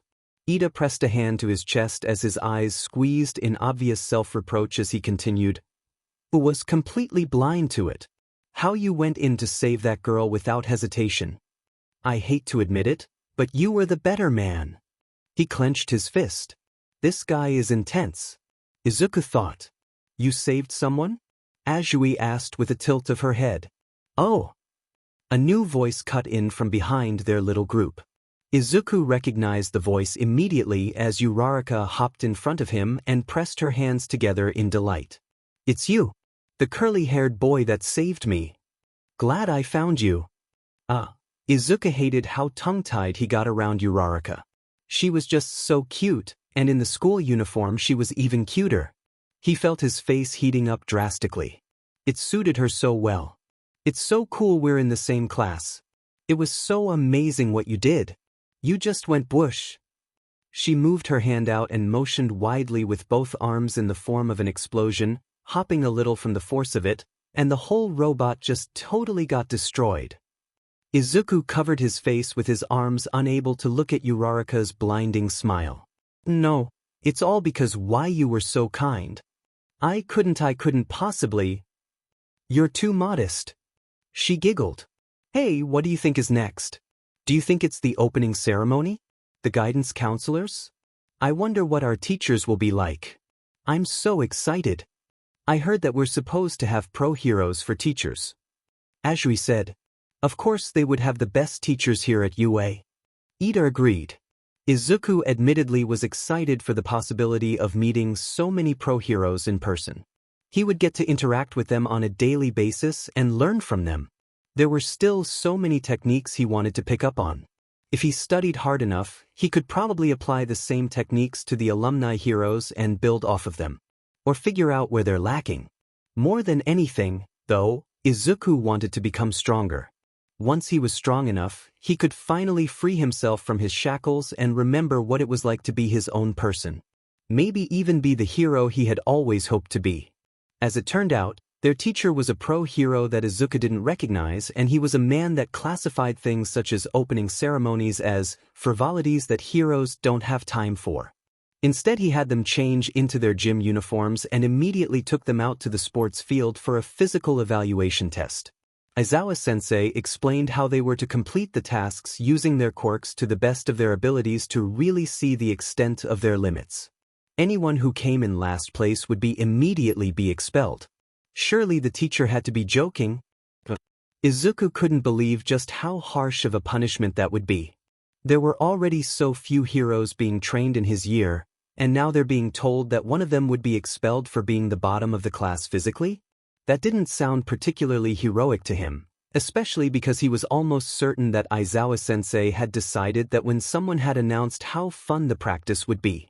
Izuku shakily raised his hand as Aizawa-sensei called Kaken up to the pitch first to test how far he could throw the ball with his quirk. Yes. The man asked. Sensei, can we use support items? Izuku asked somewhat nervously. Aizawa-sensei looked just as tired as Izuku felt, and his stare was a bit unnerving. Who was he? It bothered Izuku that he didn't immediately know. Such a scruffy man would be memorable to him. Midoriya, don't think that you'll get a handicap just because you developed your quirk late. Aizawa-sensei warned. Izuku attempted to ignore the murmurs of interest behind him. He wondered how long his past would follow him around like this. At least he hadn't been openly stared at like he had last year in his new class. Izuku shook his head quickly. I don't need a handicap. He insisted with a frown. My quirk needs an outside source for me to use it. So I wanted to know if it's okay to use my support item. Aizawa regarded him for a few moments before tucking his hands into his pockets. No, he finally decided. What? One of his fellow students, a pink girl who Izuku couldn't for the life of him guess what her quirk was, gasped. But you wanted us to use our quirks. I want to test your aptitude without handicapping you. If your quirk can't be used without assistance, then you can't use it here. Aizawa-sensei explained. That hardly seems fair. The blonde boy behind Izuku muttered. He can't do anything anyway. Kaken mocked. Fair is hardly anything to account for if you're in battle and don't have your support item. Aizawa-sensei scolded, glancing coldly at the students. Izuku felt the shiver that ran through his fellow students. Izuku was unaffected as his mind ran wild with ideas of how he could do this. It wouldn't be the first time Izuku had been without his matches. He could find a way around it, he was sure. He didn't know everyone's quirks, but he was certain he wouldn't come in last. His agility, at least, would be able to get him through most of the tests. He was physically fit. The problem was the unknown quirks of his classmates who were just as determined as he was to not be at the bottom. He didn't know their skills or their strengths. Even if he was in good physical condition, it meant nothing if everyone else was exceptional at the tests. On top of that, all of his classmates were expecting to see each other's quirks in action. It was a physical test, yes, but it was also a way of assessing the skills that each student had with their quirks. Izuku would get to see what his classmates could do and vice versa. If he didn't even show off his quirk even once, he could be considered a loser. He didn't want to be thought of as someone who couldn't do anything without a support item. He didn't care if he was supposed to be trying to stay under the radar. He wanted to prove that he deserved to be there too. He would have to be crafty, Izuku decided. Depending on his classmates' quirks, he might be able to take advantage. All he had to do was wait for the right moment. Die! An explosion ripped through Izuku's thoughts as Kaken yelled and launched a ball from his hand with the boost of his quirk. Air whipped the hair and clothes of him and his fellow classmates from their bodies as heat coated the air enough to make Izuku break out into a sweat. The light of the fire blinded him only a little bit before the leftover smoke was blown away from the area. Kaken had a delighted grin on his face that Izuku rarely saw anymore. It morphed back into a cocky smirk as he turned to regard the class while Aizawa-sensei went on to explain more of the test. Izuku was not listening. He had his own smile that was building on his face. He didn't need a support item, he realized. He had a perfectly combustible hothead right in front of him that was just taunting him to steal some fire from him. Izuku decided then that he would try to have fun with this exam. The tests turned out to be much harder than expected. Not because the tests themselves were difficult, but each student seemed to excel in at least one of the tests. His classmates weren't like the classmates from back in his middle school. Izuku's classmates had fantastic quirks and knew how to make them work. It was admirable to watch. These were people trying to become future heroes, and they took it seriously even while having fun. The tension was high among all of the students. Izuku pointedly noticed the thick miasma of competition in the air. Barely anybody was chatting with each other as everyone tensed to see what their classmates could do. The only times most people spoke was to make comments or express wonder with others in the class. Izuku could feel when the group as a whole became threatened when they saw both Kaken's quirk and a boy named Todoroki's quirk. Between the explosions and the field of ice, they were intimidating opponents to have. Ida, too, had an amazing quirk, if a simple one. He had engines on his legs, which meant nobody would get the chance to beat him in a running competition. There were 9 tests in all. Izuku just needed to get a higher-than-average score on 2 or 3 of them to ensure he wouldn't be at the bottom. He just needed to figure out which ones to use his skills at. He hadn't needed to use his fire for really anything other than attacks when he had been trained. And he didn't have his relaxed fire of matches or lighters. He needed Kaken's fire. And that was an exciting and scary thought. If the explosion from that robot had been so hard to contain, he could barely imagine what Kaken's would be like. Possibly less antagonistic considering they were controlled blasts. Izuku needed to get his hands on that fire. You aren't doing so well, sheet nerd. Kaken grumbled to him during their next test as they both lined themselves up for the 50-meter dash. "You're planning on using your explosions, right?"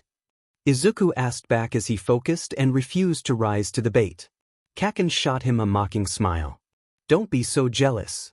Izuku smiled back brightly as he turned to face his old friend. "Oh, I'm not," he promised as Aizawa-sensei called for them to go.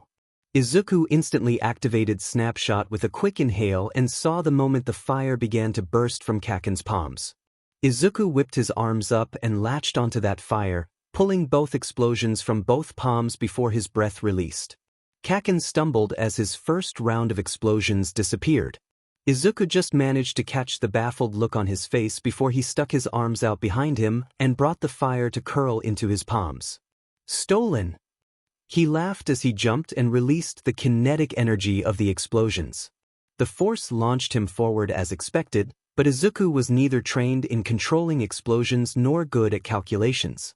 He miscalculated the angle and sent himself launching a little more upwards than he had wanted, spinning head over heels with a yelp. He tumbled his way to the other side to get his score right before Kaken managed to pass it as well. The dirt in his mouth as his face hit the ground tasted like a bittersweet win. He sat up and spat the dirt out of his mouth as he heard the other students around him crying out in surprise and awe at what they had just seen. He spotted Uraraka jumping up and down and cheering, "That's still so cool." He also heard one of his other classmates yell, "Midoriya just stole his quirk." Which, frankly, was wrong, but Kaken seemed to be in agreement. "Deku." Kaken growled and launched himself back at Izuku with another burst from his palm. "Explain now, shitrag." Izuku yelped and attempted to duck under the tackle. Battle instinct had him latching onto what bit of fire he could get from Kaken before the blaze burned itself out. It wasn't much, but he was grateful for his reflexes when Kaken got wrapped up in some kind of cloth and his quirk disappeared.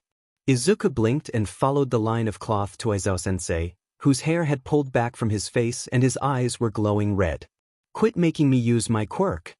I've got dry eye, damn it." Aizawa-sensei complained, glaring at Kaken specifically as the boy struggled against the cloth.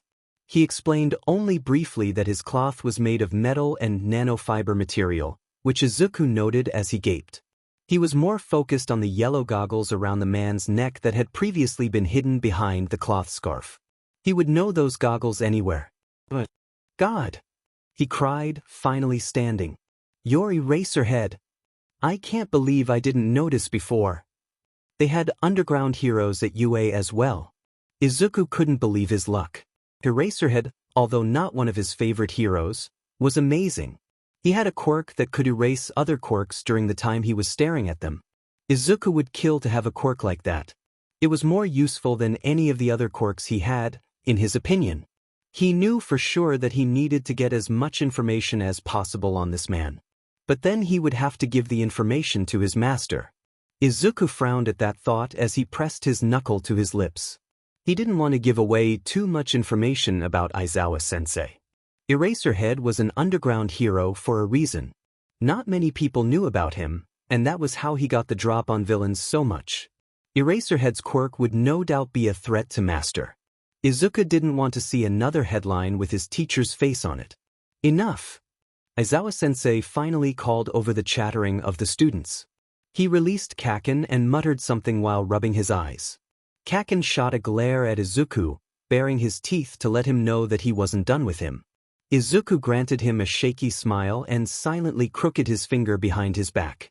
The fire that had been hovering where Izuku had last grabbed it snaked jaggedly towards him and curled up into a ball. He compressed it and had it hover above his head so that it wouldn't burn him or anyone else.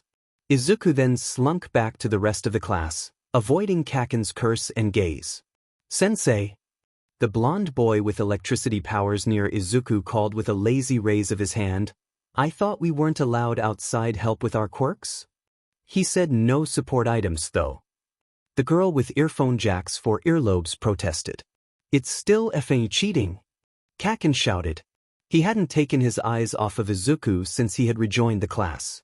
"No, he used his quirk just like all of you have been doing," Aizawa-sensei said as he tilted his head back and dropped a couple of eye drops into his eyes. He squeezed them shut and then granted Izuku a small, interested quirk of his mouth. He took advantage of his surroundings to use his quirk.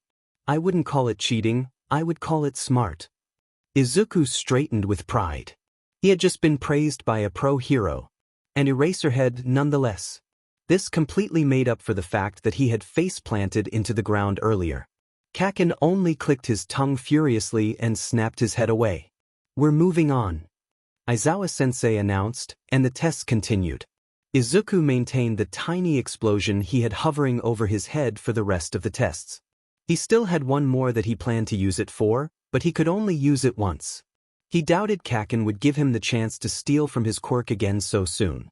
Izuku struggled to maintain his focus between the ball of fire and the tests he was taking. He wasn't used to holding on to fire for so long, his body was getting a bit tired from using agility, and he already had a headache that had formed from activating Snapshot earlier. On top of that, he was still compressing the flames and focusing on making them hotter. He needed as much kinetic energy in them as possible for when he could use them. In the meantime, he continued to watch his classmates.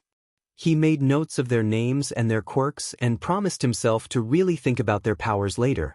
The ones he found the most interest in were Uraraka's. How heavy of an item could she lift? He had only seen her use it on her clothes thus far. And maybe himself? Was that what had happened at the exam? And Todoroki's? It hadn't slipped past Izuku that Todoroki only used his right side for his ice quirk and only the right side of his body seemed to suffer for it. Was he not able to use his left side? Or was it something else? On top of that, Izuku knew the name Todoroki. That was the surname of Endeavor. This must mean that Todoroki was that man's son. But Endeavor had a powerful fire quirk. Todoroki having an ice quirk didn't make sense. Unless he was holding back like Izuku was? It was a plausible hypothesis. Maybe he was adopted? Izuku would have to do some research later. Izuku spent most of the grip test and sidestepping test concentrating on compressing and, in his own mind, pissing off the fire. It was already bursting with kinetic energy from the explosion, but Izuku wanted to make sure it would be as strong as he could make it. He doubted it would be as strong as his previous explosions, though, because it had only been a tiny part of what Kaken had used. Hence his focus. The time finally came when he decided he could use it. He stood at the pitch and picked up the ball to regard it. He knew he would need to use the fire here, but there was no way of safely using it. He didn't have his gloves with him and his gym uniform only covered arms and legs. He also didn't know just how powerful the blast would be when he actually used it.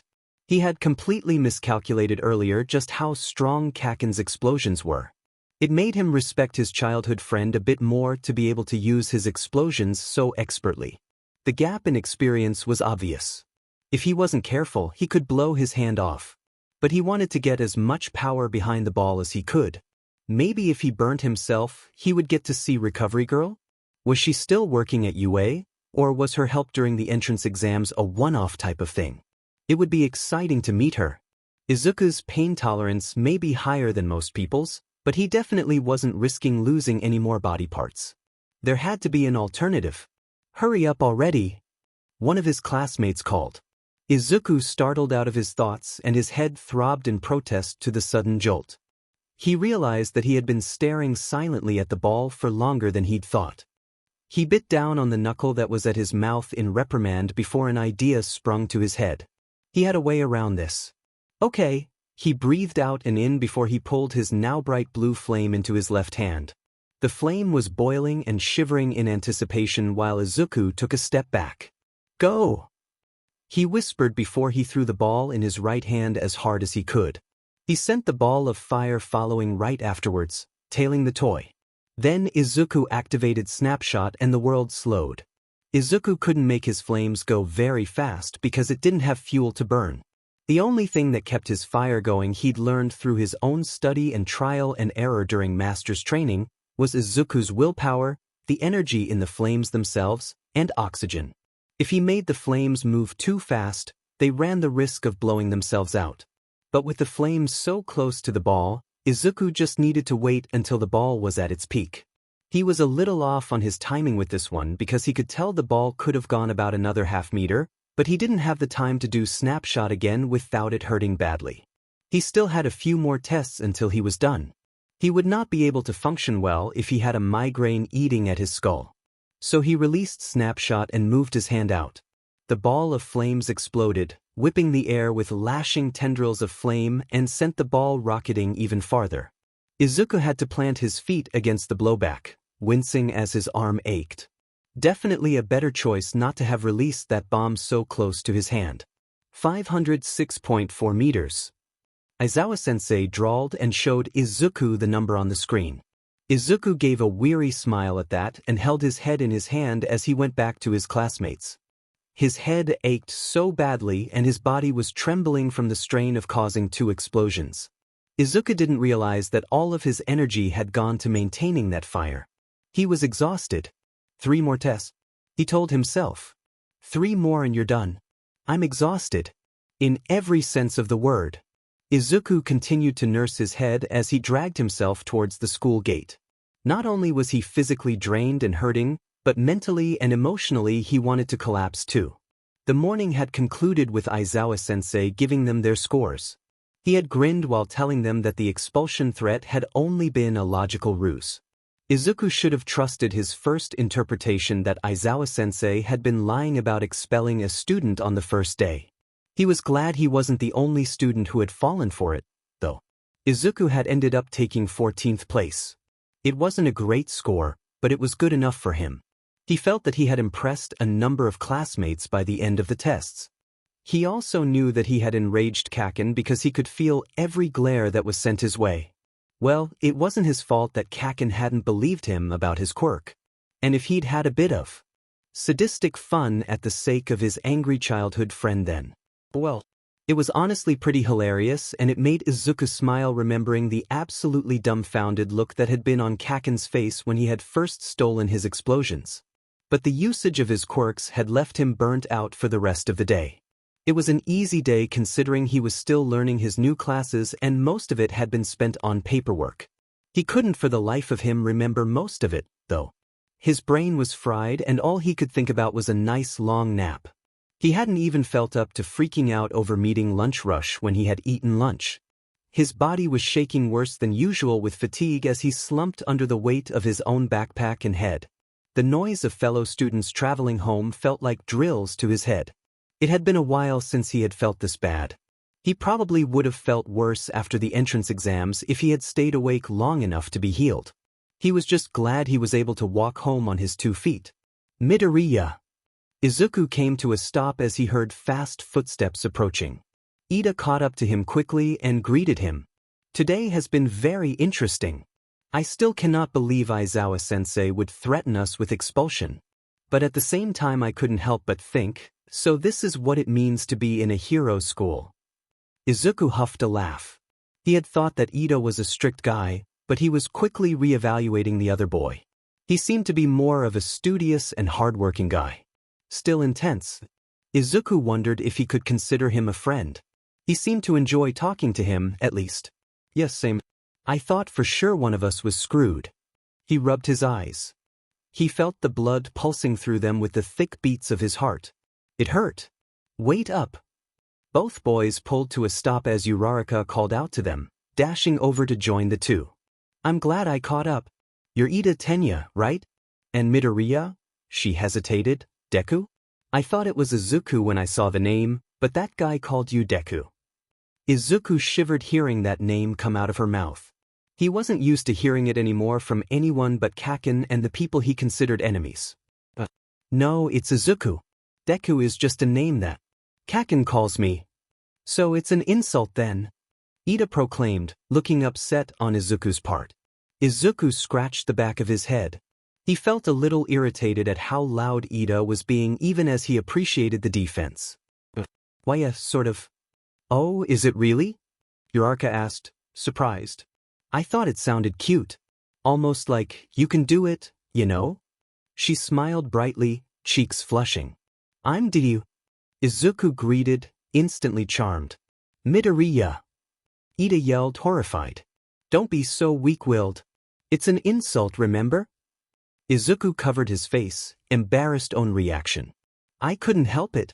It's like when we discovered the earth was round.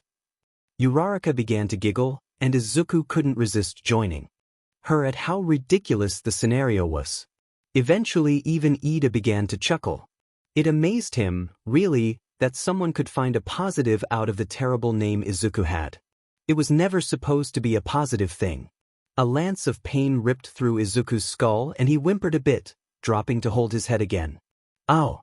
Are you okay?" Uraraka asked, ducking around to look at his face. Izuku felt a cold sweat forming on his body. Sickness was seeping in. He needed sleep as soon as he could. "You look really pale." "It's backlash from my quirk," he said, and then instantly regretted it. What if they used this information against him? Was it safe to tell these two anything? He didn't actually know anything about them. Uraraka may look kind, but maybe she would turn on him. Izuku had dealt with someone like that before. Smiles didn't mean trust. "Your head hurts?" Ida asked. "Do you need to go to the nurse? I could help you there." Surely they won't be gone until all of the students have left. This is a very serious school and dash. "No, I'm fine." Izuku cut off that before it went on for too long. "I just have to sleep it off." "You passed out after the exam," Uraraka pointed out with a sympathetic frown. "Did you overuse your quirk?" "Yeah." Izuku scratched at his hair. He didn't want to talk about this. Talking about his weaknesses made him feel exposed and uncomfortable. He'd always been punished for releasing such information. He hoped that he could trust Ida and Uraraka even as he cursed himself for being so hopeful. He decided to change the subject. "That actually reminds me. Who told you guys my name?" Uraraka and Ida shared a look. Izuku felt a little silly for having to ask. He sighed. "Well, it can't really be helped, you know? You're famous." Uraraka smiled sheepishly. "I would hate to attach the word famous to this kind of scenario." Ida protested. "It was not a positive thing, that's for sure." "It was positive when he was rescued, though," Uraraka argued back. "That's what he's famous for." "Oh." She gasped and covered her mouth. "Oh wait, I'm sorry, Deku-kun. We shouldn't talk about this." No, Izuku really didn't want to talk about it. He never wanted to talk about it. But still he was faced with it every day of his life. Izuku was used to being a nobody, so he didn't like being a somebody. He wanted to go back to just being another face in the crowd. Back before he had been captured and experimented on. Back when he'd had all of his toes and his body had been clean of scars. Back when he didn't have to help attack and hurt and kill people. Izuku forced a smile on his face and gave a helpless shrug. "It's okay. I'm sure everyone's gonna ask me at some point anyway. I don't remember any of my time with the villains anyway." The lie was familiar on his tongue. "That's what the news said too." "You really can't remember anything?" Uraraka asked. Izuku shook his head. "For the best, I'm sure." She decided with a determined huff. "Yes, I agree. The villains were captured and jailed properly too. I would say it's a win for justice overall." Ida added with a couple of nods. Izuku could only think about how glad he was that a phone call would suffice for an update tonight instead of him going all the way down there to meet with Shigaraki and Kurogiri. "Did you?" Izuku sighed to himself as a familiar voice called out to him. He could practically feel his migraine getting worse as Kaken's form loomed closer. "That's not something you should call someone." Ida reprimanded as Kaken got close enough. Kaken just elbowed him out of the way, though, and grabbed Izuku by the back collar of his jacket to drag him after him. "Move, shitnerd." Izuku yelped and scrambled as his tired body couldn't keep up with the sudden change. Uraraka and Ida called after him, but Kaken only growled at them both to F off before continuing on without them. Izuku resigned himself to his fate knowing that he couldn't fight back right then. "Kaden and Kaken, at least let go of me." He tried instead as 2 minutes later he was still being dragged by his jacket. He didn't want to ruin his uniform when he had just gotten to wear it. He fumbled for Kaken's hands, trying to get them off. Kaken's grip tightened before finally he tossed him away. Izuku stumbled on clumsy feet before catching his balance and standing. He felt like he might vomit, but he steeled his face and turned to face his old friend. Kaken didn't move as he scowled and glared Izuku down. He had tucked his fists into his pockets. Izuku said nothing as he waited, noting that they were on a deserted street. It didn't take Kaken long to break and he snapped, "Oi, what the F was that sheet back there, huh?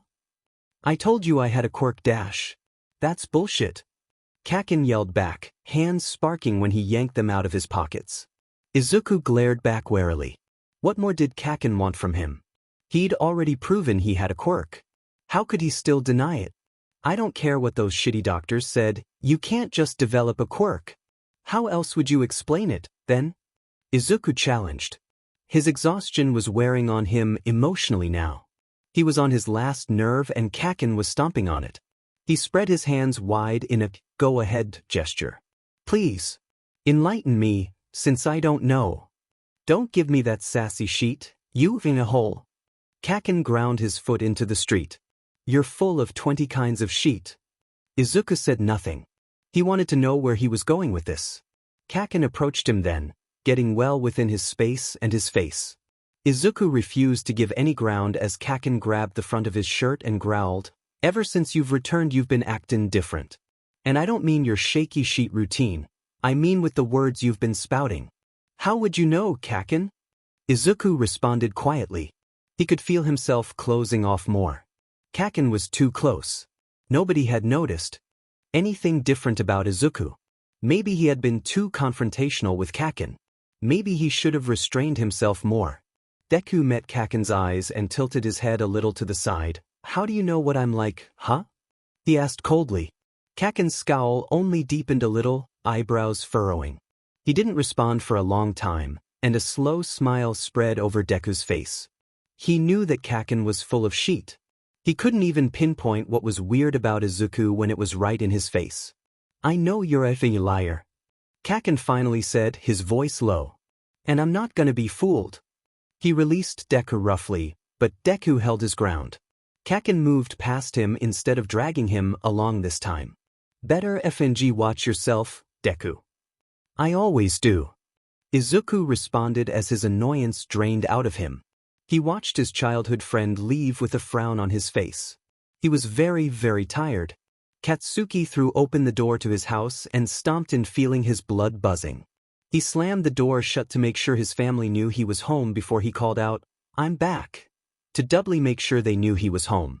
He didn't bother to stick around to see where his mother was before he kicked off his shoes at the entryway and stormed towards his bedroom. "Don't slam doors in this house, you effing brat," his mother shouted back as he passed by the living room. He spotted her glaring over the back of the couch, head tilted backwards to watch him with her own scowl on her face. "How was your first day at UA? FNG amazing." Katsuki grumbled and didn't stop before he was at his own door. He threw that one open and slammed it shut behind him as well, tossing his backpack onto his desk chair. He heard his mother shout at him again about the slamming of doors.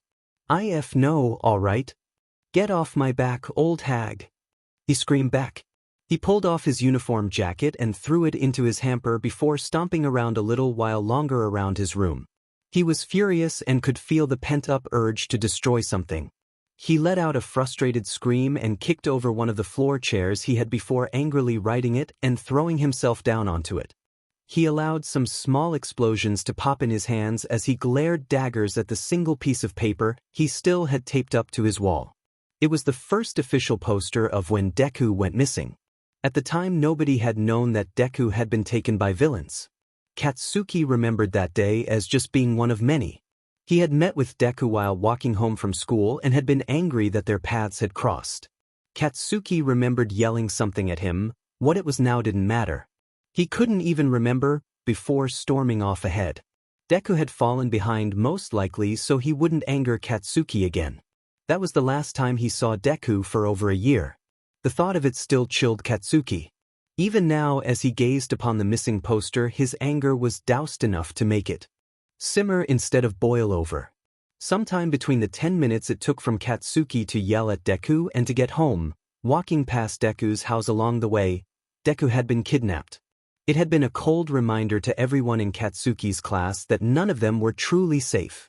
That the heroes were fallible. It was a reminder to Katsuki that lives could be snatched away at a moment's notice.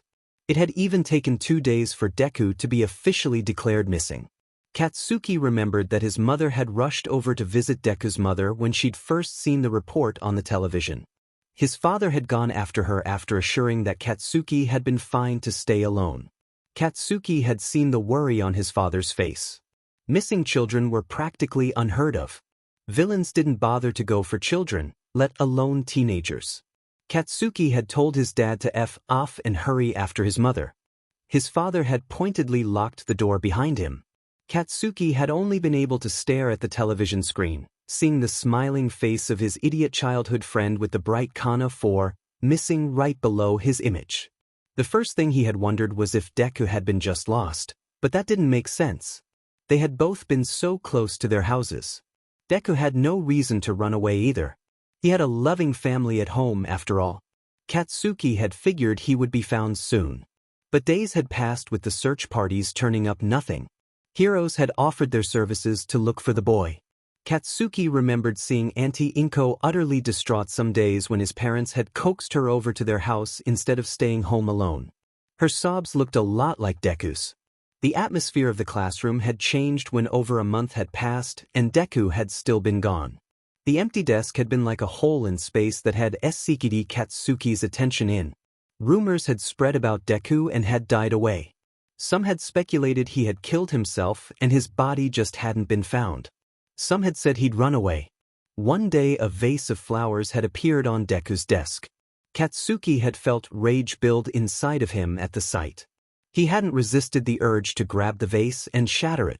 It had felt good feeling the flowers turn to dust in his hands in a fiery explosion.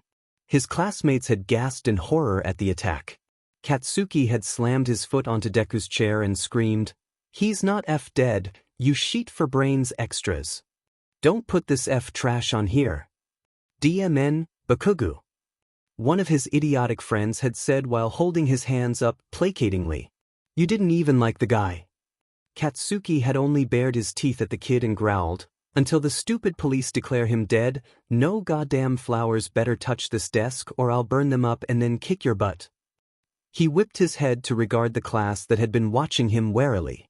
Even the teacher hadn't known what to say. "You got that?" Nobody had put flowers on the desk again. Not even when the television reports had moved on to more sensational news. Not even when they had declared Deku a cold case after 3 months had passed.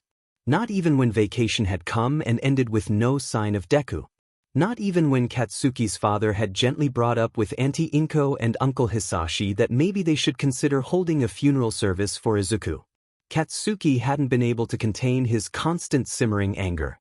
He hadn't understood why it got under his skin so much. Deku was just another pebble in the road anyway. He was just another idiot who had gone missing. His friend was right, he didn't even like Deku. But it was an idiot he had known. Deku was someone he had grown up with. Someone he had known stupid details about, like how he liked to eat his taiyaki from the tail because he had cried when Katsuki had eaten it from the head first and thought it was cruel, or that he had been scared of the dark before Katsuki's mother had gifted him an all-might night light for his 6th birthday, and Katsuki had broken it because he had been jealous but he thought he was too old for night lights and didn't need one anyway because he wasn't scared of the dark. He had been right there. Deku had probably been just right down the road when he had disappeared. Had he taken a wrong turn? Did he fall down some hole? Had someone grabbed him in broad daylight? What had happened that day? There hadn't been a trace of Deku left. Katsuki hadn't heard a single noise that he could remember. Nothing had stood out to him. But Deku had been right down the road from him. By the time 6 months had passed and a small but quiet funeral had been held for Deku, Katsuki had started to be plagued with what-ifs. What if he hadn't passed Izuku that day? What if he had been behind him instead? What if he hadn't stormed ahead and had just ignored Deku instead? What if he hadn't been such a effing hole and had just walked near his idiotic old friend? What if he had just looked over his shoulder, just once, and had seen what had happened? What if Katsuki could have saved him that day? What kind of hero was he if he couldn't even protect someone as useless as quirkless Izuku? Katsuki had been angry at the world. He had been angry at his mother and father for trying to comfort him. He had been angry at Auntie and Uncle for holding a funeral for someone who wasn't dead. He had been angry at Auntie and Uncle for just trying to move on even though he could tell that they weren't. He had been angry that Deku had become just a passing rumor around school. Maybe he actually had a ghost quirk? I bet he'd killed himself. I would too if I was quirkless. He had been angry when he had passed into his final year of middle school and Deku no longer had a seat. But most of all he had been angry at himself. He had put up Deku's missing poster in his room as a reminder. He had considered it a failure. Deku had dreamed of becoming a hero just like Katsuki had. They had both looked up to All Might, although only one of them had had the means of achieving that dream. And Katsuki only became more determined to become the greatest hero. So that there wouldn't be more Dekus. Hey! Katsuki glanced at the door as he heard his mother's shout. Go take a bath before dinner, Katsuki, or I'll drown you in there myself. Katsuki stood up and yanked open his door. Ha! What are you trying to say, you old hag? Katsuki's mother maneuvered her apron-clad self into the hallway and pointed a dripping spoon covered in sauce at him. She must have started dinner. How long had he sat there staring at the missing poster? I'm saying you smell like smoke and teenage body odor. I don't want to smell that sheet. The bath is already hot. Stop dripping sauce everywhere, you idiot. Katsuki yelled back, but nevertheless moved down the hallway to the door. He cried out as the sauce spoon pegged him in the back of the head, splattering his hair with the sauce as well. What the F? Don't talk to me that way. Go clean your mouth with soap as well while you're in there. She growled. Katsuki slammed the door shut to bathroom behind him. He heard his mother grumble something about troublesome teens before he stripped with furious gusto. He slammed his clothes on the ground and kicked them out of his way before entering the shower room, spitting curses about the sauce in his hair. He grabbed the little shower stool and sat himself on it before starting the shower up so he could wash, scrubbing furiously at his hair. Fuckin'. He growled before he switched to cleaning his body. He would admit that he hated how nasty he had smelled too after the hot day he'd spent outside. That was why he hadn't immediately collapsed onto his bed like he'd wanted to. He didn't want dirt and sweat and sheet all over his sleeping area. He finished cleaning and then climbed into the bath. It always felt a little cooler to him than he was sure it felt to his parents due to his body temperature being higher to encourage sweat output. It still set him off to sit in it. He turned up the temperature on the bathtub so that it automatically warmed up just to spite his mother. The heating bills. He ran a hand into his hair to push it back out of his face as he let his thoughts drift while he forced himself to relax and let the heat soothe his sore muscles. The bath was one of the few times he was given privacy for his own thoughts, and he was determined to let himself enjoy his bit of solitude before he was summoned for dinner. He could still smell a whiff of the skis in the air. He tilted his head back against the rim of the bathtub and closed his eyes. Katsuki remembered the day they'd found Deku. A year had passed and he had just been beginning to move on as well, never forgetting though. Not until he had proof that Deku was dead. Not until he understood what had happened that day, when the news report had come out. He had been sitting in his room working on his homework when he had heard his mother scream his name. It had ripped through him and made him immediately shoot to his feet, toppling his chair in the process as he had scrambled to his door. He never heard his mother scream like that unless she had been absolutely panicked. He'd only heard it one time when he had almost run straight into traffic as a little kid without thinking. Katsuki had rushed into the living room only to meet his mother's grip as she had run to get him herself. She'd had tears in her eyes as she had pointed at the television and said, "They found him. He's alive." Katsuki had returned to the living room to see the breaking news. It had been a live news feed. Pro heroes had been leading off some villains in what looked to be a half-destroyed building. The walls had still been crumbling from some kind of fight, and there had been a hole punched through the ground to reveal some type of basement. Another hero and multiple police had been helping a boy with a mop of dark green curls up through the rubble and towards some paramedics. Katsuki remembered digging his hands into the material of the couch as he had watched. He had only caught a glimpse of the face, but he recognized Deku. The boy had been crusted with blood from a bleeding gash on his forehead near his hairline. His green eyes had only turned to the camera once before immediately being covered by the police and heroes attempting to hide him from the onslaught of reporters. The news reporters had been shouting Deku's name and asking the police various questions on the identity of the found boy. Katsuki's mother had immediately called Auntie Inko. Katsuki had been unable to tear his eyes away from the television even though he had seen no more of Deku. The boy had been rushed to the hospital to be checked on. Katsuki didn't go with his parents to visit the Midoriyas. He didn't hear anything about Deku for days. He didn't know what he'd felt. Deku's name had been in the news for weeks following his rescue. People had been amazed that he was not only alive, but that he had, in fact, been kidnapped. That he had been trapped with villains for an entire year. It had been sensational news and everyone had wanted to talk with the boy. Nobody had gotten an interview with him. The police and the Midoriyas had been very adamant about keeping the news out of the business of someone in recovery. But the news did manage to get two things for sure. Midoriya Izuku, who previously thought to be quirkless, had a quirk. He also had no memory of his time with the villains. Most praised these both as good things while others had been disgruntled. The villains had refused to say absolutely anything about why they had taken Deku or what they had done to him. Deku had been forced to think of his recovery first and foremost. Some had thought he should undergo a memory quirk to try to jog his memories for information. Deku himself had decided he would rather not. The rest of it Katsuki had learned through his mother and father, who in turn had heard it from Auntie Inko. Katsuki never visited Deku when he had come home. Deku had obviously been tortured. His father had explained to Katsuki solemnly. He had scars all over his body, and the doctors had reported he must have developed his quirk from extreme stress. It was unheard of, but stranger things had happened to humans before under such duress.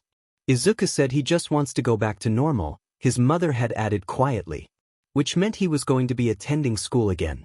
Taking many extra classes so that he could try to graduate with the classmates he had grown up with.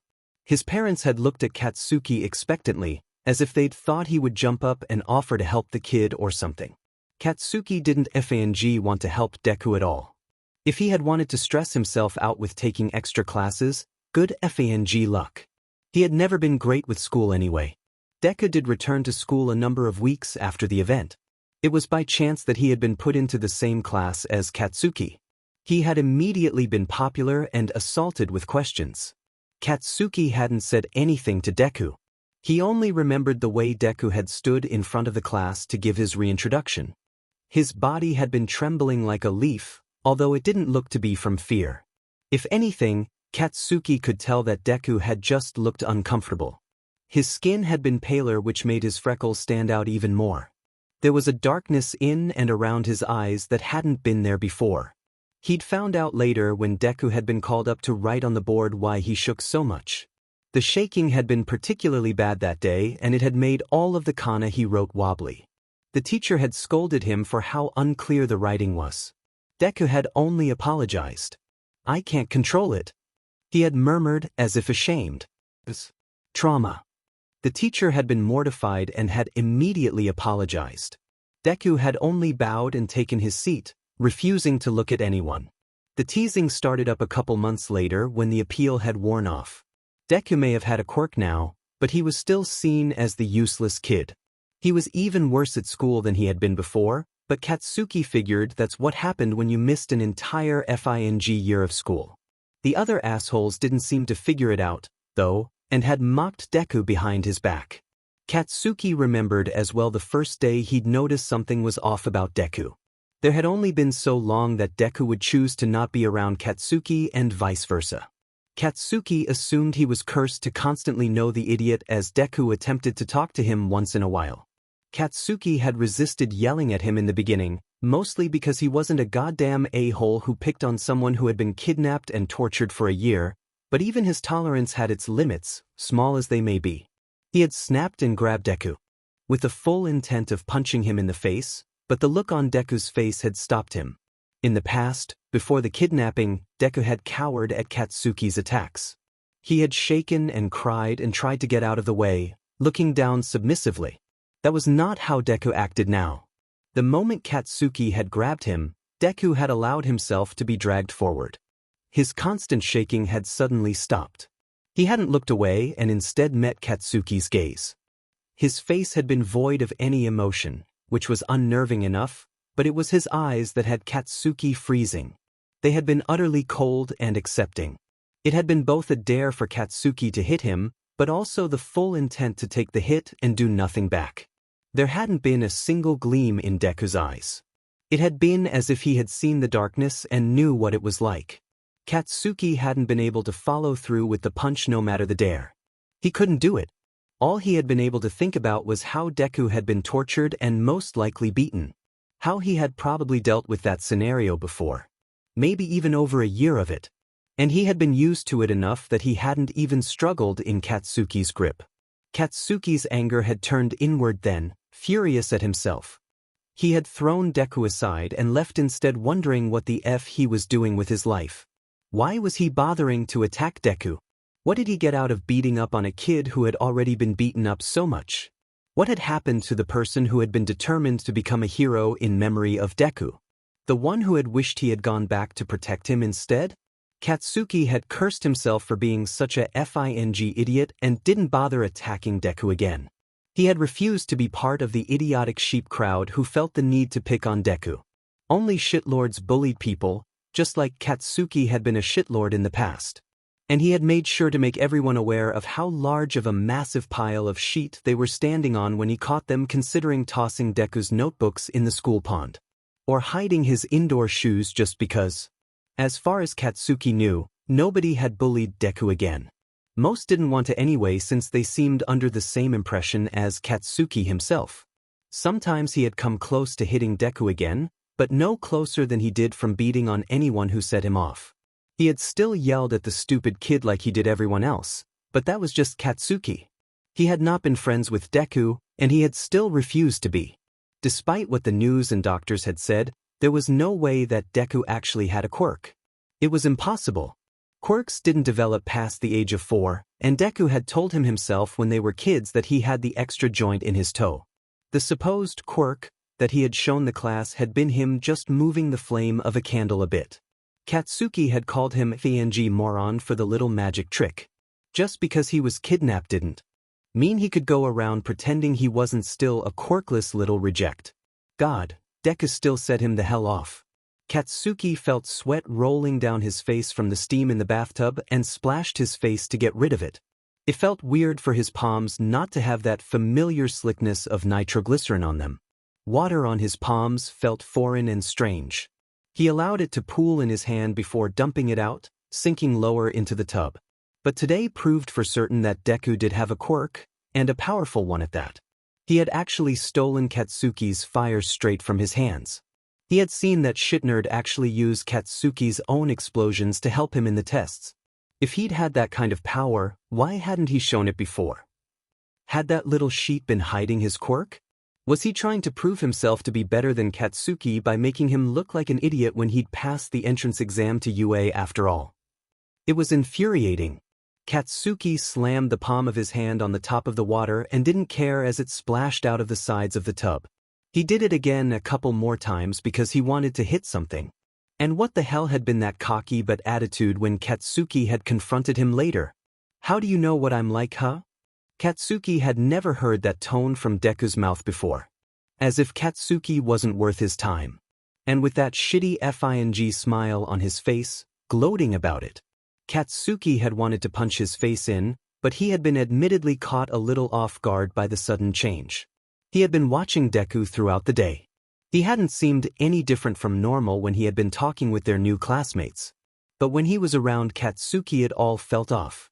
It wasn't just the dark eyes or the dark bruises under Deku's eyes. Something about his personality was off. Different. And Katsuki couldn't figure out what it was. He only knew one thing for sure. Deku was a FNG liar. Katsuki was certain that Deku remembered some, if not all of his time with the villains. It was the only thing that could have changed him so much. If he didn't remember anything, he would still be that cowardly pebble who dreamed of being a hero. He wouldn't have the ball to stare Katsuki in the face when he was about to get slugged, let alone smile at him. But that just left one question. If Deku remembered, then why was he lying about it? What did he have to hide? The truth behind his quirk? Saving people from the knowledge of what had happened to him? Katsuki didn't know. He wanted to find out, though. He wouldn't take being humiliated again. He wasn't gonna take Deku laughing in his face again. He would figure out what the hell Deku was hiding. All he had to do was slip past the walls he had put up. But how? Katsuki ran a hand into his hair again and frowned as he gripped it. He only had one plan in mind that could work, even if he really didn't want to do it. But if he was going to figure out what? Deku's problem was, it meant he had to be near him anyway or risk looking like a stalker. That noise. Katsuki groaned and ducked down under the water to groan louder. Nothing for it. He was going to have to befriend Deku again.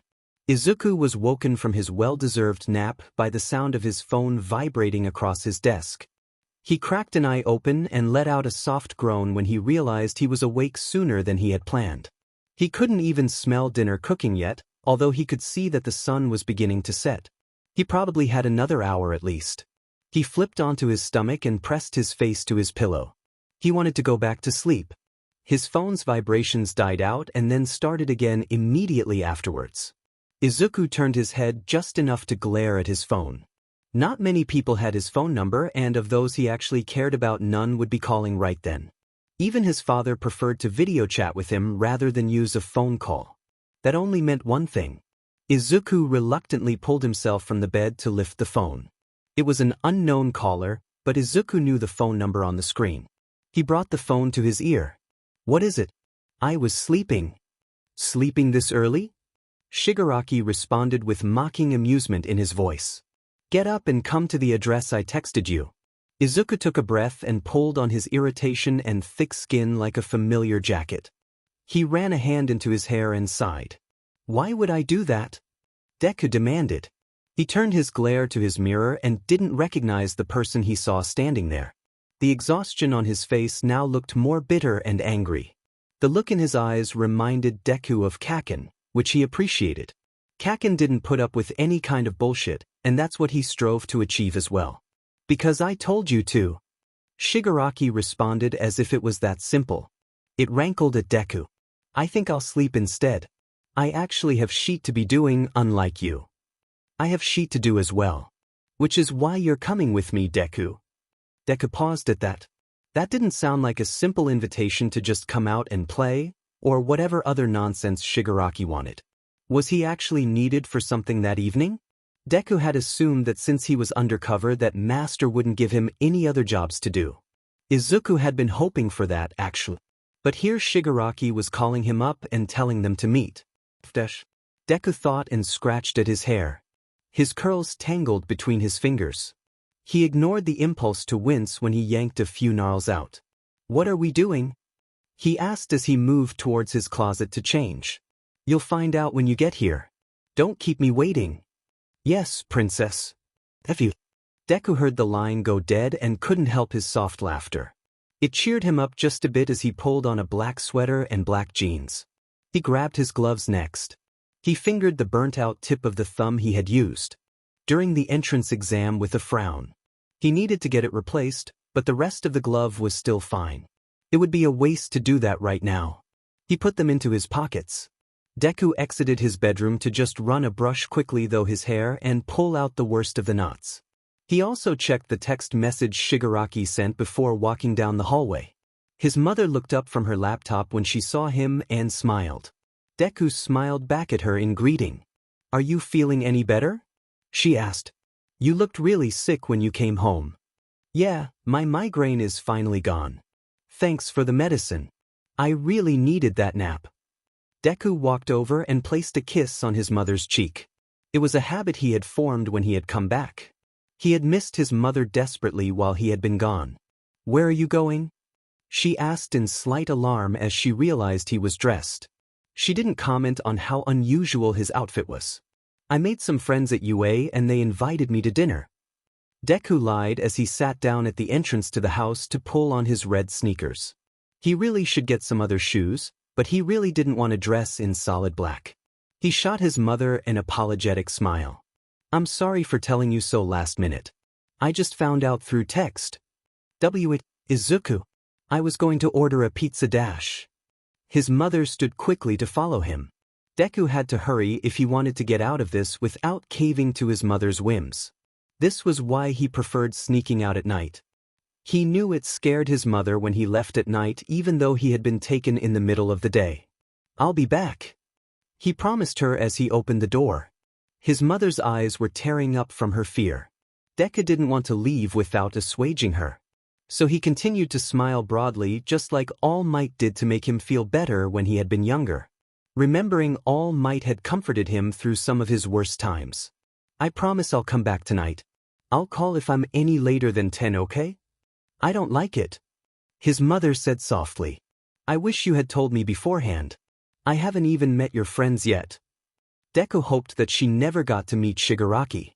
"I'm still getting to know them too." He gave a small laugh. He had to hurry. There had been a time marked on his text. He still needed to take a train. "I'll see you later, Izuku," his mother called as he ran down the hallway. He paused briefly to glance at her. She had a reluctantly accepting smile on her face. "Please text me once in a while, okay? Just to let me know you're having a good time." Deku waved. "I will." He turned and his smile dropped off his face into a worried frown as he ran for the elevator to go downstairs. Lying came so easily to him, but that didn't mean he liked it. He had already put his mother through enough stress without adding these little things on top of it. He would have to make extra sure he didn't cause much trouble tonight. The place Deku ended up it turned out to be an indoor mall. He found Shigaraki slumped against the side of the building with a large, army green hoodie hiding his face and most of his body. His hands had been firmly stuffed into his pockets as he watched people through his hair. Deku thought he looked very out of place, but maybe it was because he could sense the man's distaste. He could tell the people around him, though ignoring him, were going a little out of their way to not get too close. Shigaraki looked up when Deku got close. The older man's eyes dropped first to his feet and then back to his face. "What the hell are those shoes?" "What a greeting." Deku responded back blandly, a little irritated. He shoved his own hands into his pockets with a raised eyebrow. "They're my shoes. They're bright red. And gigantic. I'm a Kingdom Hearts protagonist." Shigaraki glared at him for that one. Deku smirked at his victory. He could still remember plenty of days he had spent playing video games in front of Shigaraki knowing full well that he couldn't hold the controller properly. They'd lost a lot of controllers to his hands. "What did you want from me?" Deku asked, glancing around them. He realized they probably looked like a pair of freaks standing next to each other. Deku in his black turtleneck and black jeans and Shigaraki in his oversized hoodie and messy hair. Deku supposed they could be considered worse. "Are we robbing something? Did Master want anything from me?" Shigaraki scratched at his neck, tilting his head back in response. He was sulking, Deku realized. It must be the video game comment. Deku frowned. "If you don't need anything, I have to sleep for school. You know, that thing I need to do." He snipped. "Humor me, Izuku-kun." Shigaraki finally responded, pushing himself off of the wall to head to the mall's entrance. "Don't call me that." Deku snapped, but did follow. "That's not my name." "You're not useless either." Shigaraki shot back. "Not anymore, anyway." He glanced at Deku through his hair. His skin looked frankly terrible. Deku wondered if he should buy the guy some lotion if they were going to be doing some kind of shopping anyway. Maybe some lip balm too. "So?" Deku asked, catching up to walk beside the man instead of walking behind him. It was a bad habit he'd developed in childhood to walk behind instead of beside people like that. "Don't be so familiar." "You call me Tamura," Shigaraki responded. "Because you threatened to kill me if I didn't." Deku responded blandly. The air conditioner felt good on his skin.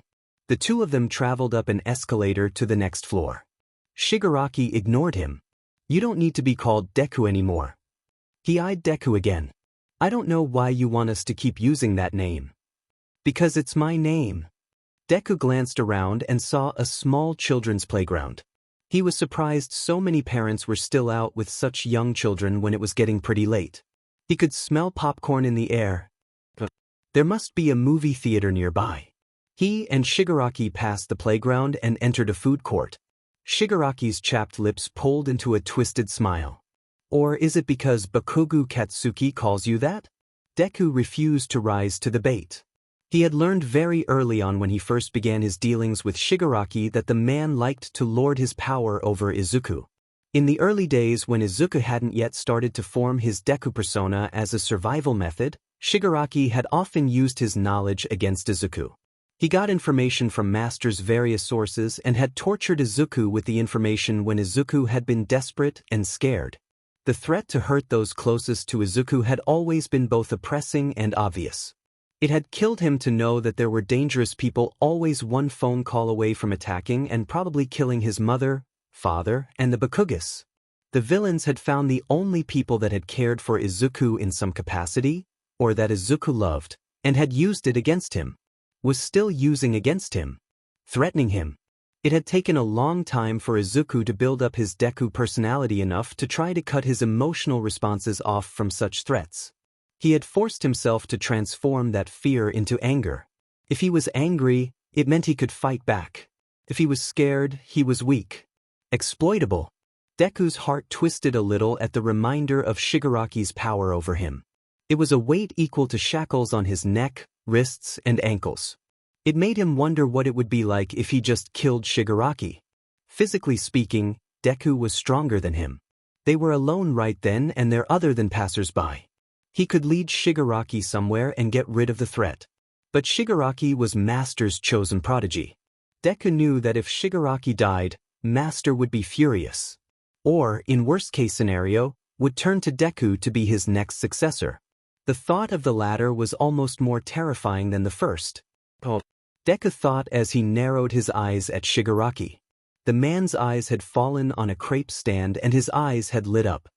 His cruel smile had morphed into a small, but real smile. And the anger and terror that had twisted Deku's rapidly beating heart had lessened its grip just a tiny bit. Considering Shigaraki had become distracted, Deku decided to let the comment slide. He didn't want the man to know that he was correct anyway. "What did we come out here for?"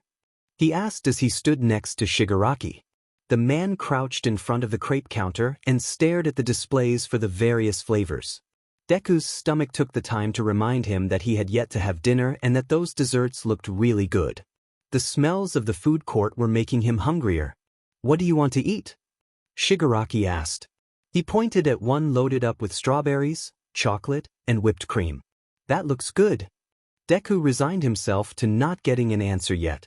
Sometimes, unfortunately, Shigaraki was just like that. If Deku kept asking, he would only get snapped at. And if Shigaraki snapped at him, there was the risk of a hand going straight for Deku's throat. His throat was already discolored enough from the last time it had had a run-in with Shigaraki's decay quirk. He knelt as well and pointed out the espresso and chocolate crepe. "That one would be good." "Do you want me to be up all night?" Shigaraki grumbled, glaring at Deku. "You're not going to be sleeping anyway, Tamura. You're practically an insomniac." Deku responded with a mocking smile. Shigaraki considered that for a moment before shrugging. "True." He stood up but didn't call over the stand worker who was hovering nearby. He shifted awkwardly while Deku took his DMN time to choose something. Just to irritate the man for not explaining anything and dragging Deku out for an impromptu night on the town. After making him suffer long enough to get antsy, Deku stood and ordered for the both of them. They both took opposite seats at a table far away from anyone else who was eating there that night. Deku sighed with pleasure at being able to get some kind of food in him, even if it was only fruit and sweets. "You missed it today, Deku-kun." Shigaraki chuckled to himself. Deku shot him a glare at the cutesiness, but his mouth was full so he didn't correct him. Kurogiri slipped and fell finally. Deku lurched forward in excitement, a grin stretching across his face at this information. "Holy sheet, did he go splat?" he asked. He had been waiting a desperately long time to learn this information. Shigaraki grinned back. "Whoosh." He mimicked the motion of a puddle splashing. Deku laughed hard at the mental image. "A cup fell with him." Shigaraki continued through his own laughter while Deku tried muffle himself. "Where did it go?" he demanded. "I don't know." Shigaraki took a bite of his crepe and didn't bother to cover his mouth as he continued to speak. "It just disappeared." "It never showed up again?" "Not that I saw." They both laughed at that even as Deku cursed having to miss it. He had tried so many times, with Shigaraki's help, to get Kurogyari to trip so that they could see if he went splat or not. He had a physical body, but his head was so smoky due to his quirk that neither of them had been sure what would happen. Kurogyari always seemed to know when they were scheming against him, though, so they never could get him to unexpectedly fall. God, I wish I had seen it. Deku sighed. If you were around more, you would have seen it. Deku scoffed and didn't respond to that. The two of them finished their crepes and then stood. Shigaraki SED on his fingers as he nodded towards where he wanted to go. Movie? Deku asked. Game store. Shigaraki corrected, though with some grumbling hesitance. Deku only smirked at that smugly. Shigaraki refused to acknowledge it. The two of them spent a couple hours at the mall traveling around and buying a few things. Deku bought himself a couple of new pens, a planner, and some more notebooks for school. Shigaraki had mocked him for it, but Deku knew he needed all of those things. Especially the planner. He had way too much shit going on in his life to not be organized. And his notebooks were a necessity not only for his hero's notes, but also for school. He desperately needed to stay on top of his grades, but his mind was not what it used to be. Deku still didn't know the extent of his memory anymore.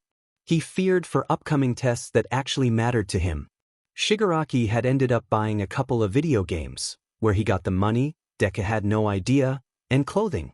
Deku could not even begin to describe how surreal it was to go clothes shopping of all things with someone who was technically his boss and torturer.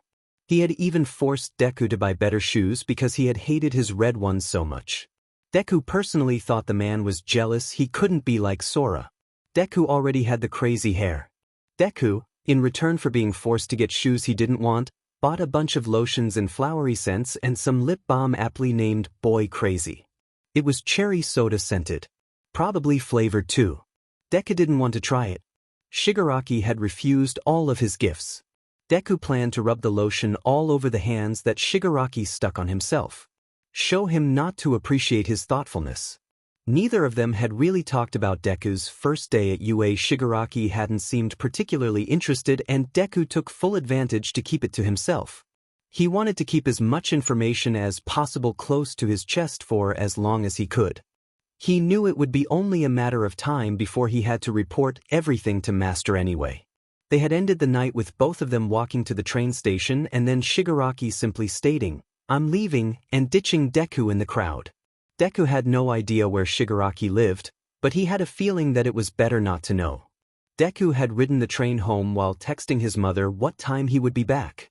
He had made sure to texted her periodically enough that she could be assured he was safe. She had promised to make sure to heat the bath for him. It didn't really sink in until he was actually soaking in the bath just how weird of a night overall it had been. It wasn't like he hadn't hung out with Shigaraki before, but that was the first time they had done anything like hanging out in public. In the end, Shigaraki never explained why he had called Deku out. He didn't know if the man had had some kind of hidden agenda, but he was starting to suspect that it was more innocent than that. And that was the problem Izuku found himself running into. As disturbing and scary as it was, he was actually sort of friends with Shigaraki Tamura. True that more often than not Deku wanted to punch him in the D and see him humiliate himself, but he also had some pretty fond memories of doing normal things like they had tonight. And he knew that Tamura might honestly feel similarly. But Izuku didn't hate him. If anything, being trapped with the man for so long because of Master had actually made him see the humanity that was in him. It was twisted, but Shigaraki was just broken. Something had happened in his past that Deku had never tried to find out that had led him to become Master's successor. Izuku wonders how things would have been different for that man in another life. Izuku didn't want to believe it, mostly because it made him even more sympathetic towards the villain, but he was probably Shigaraki's only friend. And it was messed up because there were scars on both of their bodies that they had placed on each other. More so on Izuku than on Shigaraki. And Shigaraki could still make the judgment call to kill his family and the Bakugas anytime and most likely succeed. And Shigaraki was a villain. What did it mean for Izuku if he didn't want to kill Shigaraki? Did it mean he was a good person, or did it mean he was more messed up than he had thought? This is why he needed a therapist. Too bad he couldn't tell anyone about his situation. Izuku went to bed that night at a decent time. He slept dreamlessly and woke up refreshed the next morning. All in all, he'd had a pretty good if weird day. Izuku felt refreshed and ready to face his second day of school. He honestly was more rested than he had felt in a while, although he knew the high would only last so long. He had still woken up with darkness under his eyes and a slight heaviness to his eyelids that indicated his fatigue. But nevertheless, he was in a great mood. Last night had been strange to say the least, but Izuku purposely chose not to ruminate too hard on it. Instead, he was confronted with an entirely new strange thing the moment he had left the premises of his apartment complex. He made his way through the gate and turned towards the train station only to freeze at the sight of a familiar figure leaning against the wall of his apartment complex. Izuku stared hard as Kaken lifted his gaze from where he had been looking at his phone to meet his eyes. A small scowl appeared as he took in Izuku's gaping face. Kaken. Izuku glanced around nervously. There was nobody else on the street other than a few students from other schools headed off to their own destinations. Yesterday's confrontation with Kaken came back to Izuku quickly. He could hardly believe he had forgotten it in the wake of everything else that had occurred. What are you doing here? Kaken pushed off of the wall and stood between Izuku and the route he needed to take to school. He wore his uniform even more sloppily than he had their middle school uniform. He didn't even bother with his tie, and his pants hung too low to be properly worn. Either that, or Kaken had purposely chosen a size too large. He looked even more intimidating in the UA uniform than he had in their middle school Gakuren. While Kaken said nothing, Izuku didn't say anything either, choosing instead to wait him out. He had a feeling if he said anything that Kaken would yell at him again. Or, rather, he would probably yell anyway. Was Kaken still angry about yesterday? Izuku hadn't even had time to pick apart that conversation. It didn't take long before Kaken's short patience wore thin and he snapped, "Well?" Izuku stared at him, baffled. "What? Are you coming or not, Deku?" Kaken's scowl deepened. Izuku resisted the urge to look behind him. Kaken had to be speaking to him considering he didn't call anyone else by that name. "I've already been waiting out here for 10 minutes. What?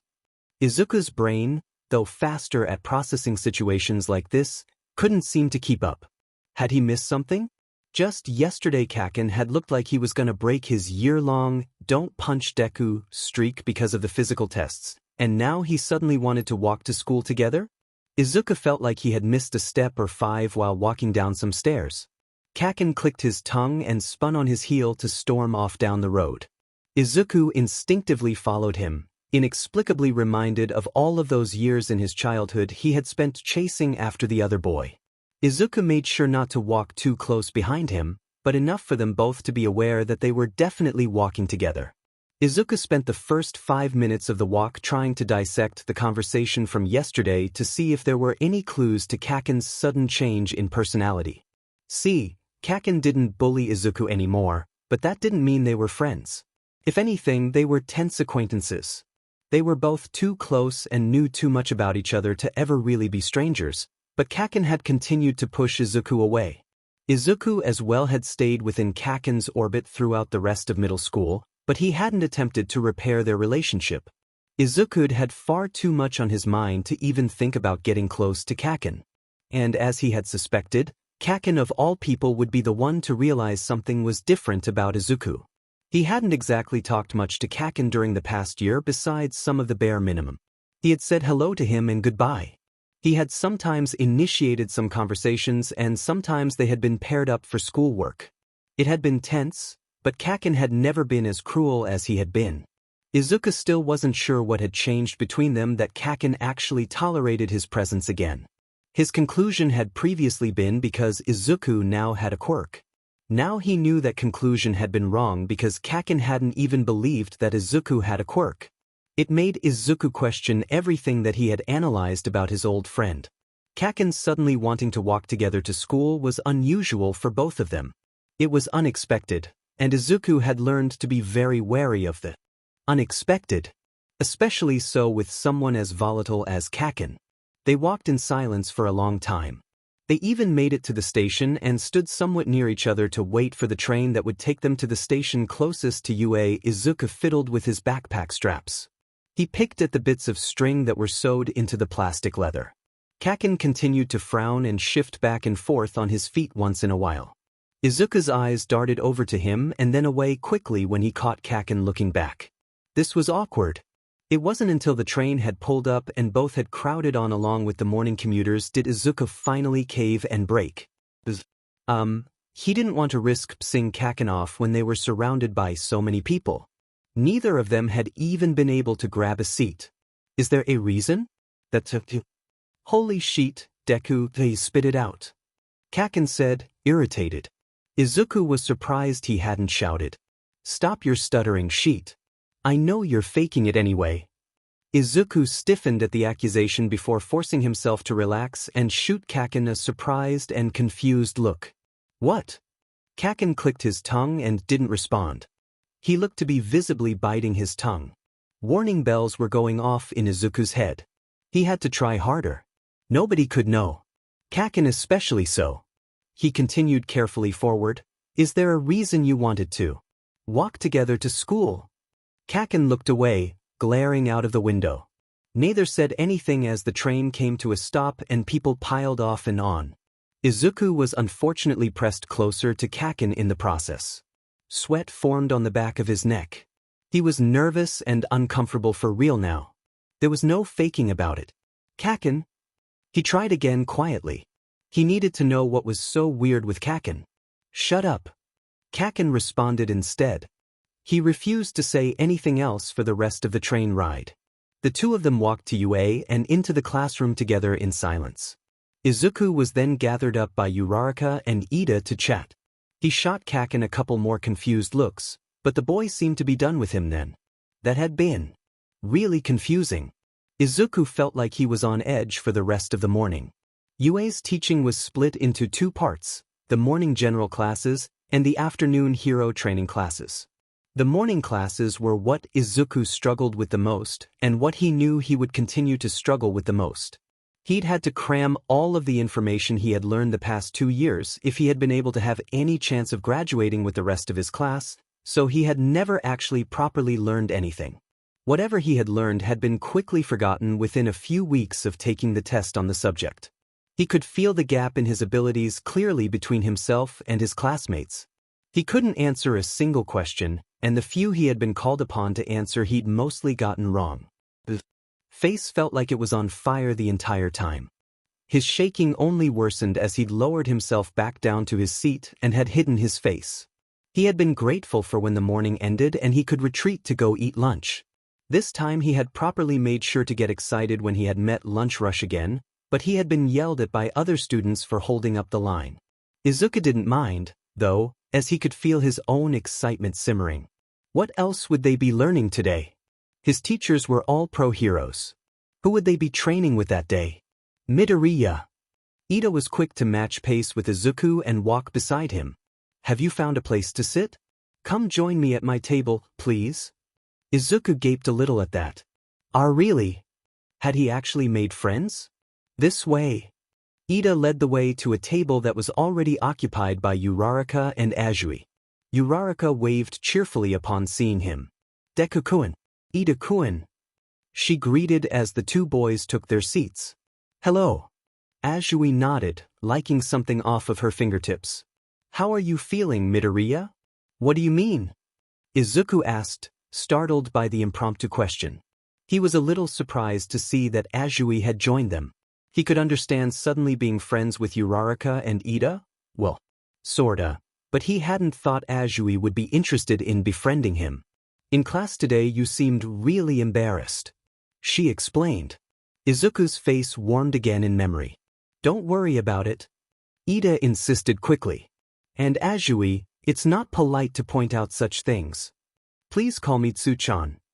Ida turned bright red now. Izuku thought they both must have looked quite the pair together with their blushing faces. I couldn't possibly. I don't mind it. Try it. No, I can't. Ida waved his hand quickly in front of his face. Try it. Uraraka giggled and turned back to Izuku as she decided to continue the conversation. Ida-kuen's right, though. You don't have to be so embarrassed. She smiled and scratched at the back of her head a bit. I'm not super great at school either. Azui nodded. I didn't mean it in a bad way. I was going to say exactly that. Sorry. I'm the type to speak what's on my mind. Izuku was starting to gather that. He found himself appreciating it. It was a breath of fresh air to find someone who was straightforward like that. It relaxed him just enough that he could give them a soft, awkward smile. Thank you guys. But it's not really that hard. The classes. Izuku felt more than heard Kaken's approach as the boy came up to the table. The four of them turned to Kaken at once as he scowled down at them. Izuku didn't even care that he was gaping openly this time. It was crazy that Kaken had approached him once that day, but it was absolutely unheard of for it to happen twice. What the hell was going on? Deku. Kaken's eyes darted to him as his hands clenched a bit around his food tray. Izuku straightened immediately. Why yes. What the fuss? That in class. Izuku felt like he was very much on one of those gravitron rides. He didn't know which way was up or down, but he was spinning too fast and was pinned to the ride. He was also certain that Kaken was the one doing the spinning. That was what his day felt like so far. Izuku couldn't wrap his mind around it. What? In class? Kaken snapped, clearly annoyed at having to repeat himself. What was that lousy performance? Don't be so hard on him, Kaken. Uraraka interrupted. Ha! Kaken slammed his tray onto the table, nearly upturning both Uraraka's and Izuku's food. Izuku managed to yank his tray out of the way in time, wincing. What the F, did you just call me chubby cheeks? Chubby cheeks? Uraraka gasped, hands flying to her face. Bakugu, you can't just call your classmates by such rude names. Ida yelped. Kaken ignored him and pointed at Uraraka.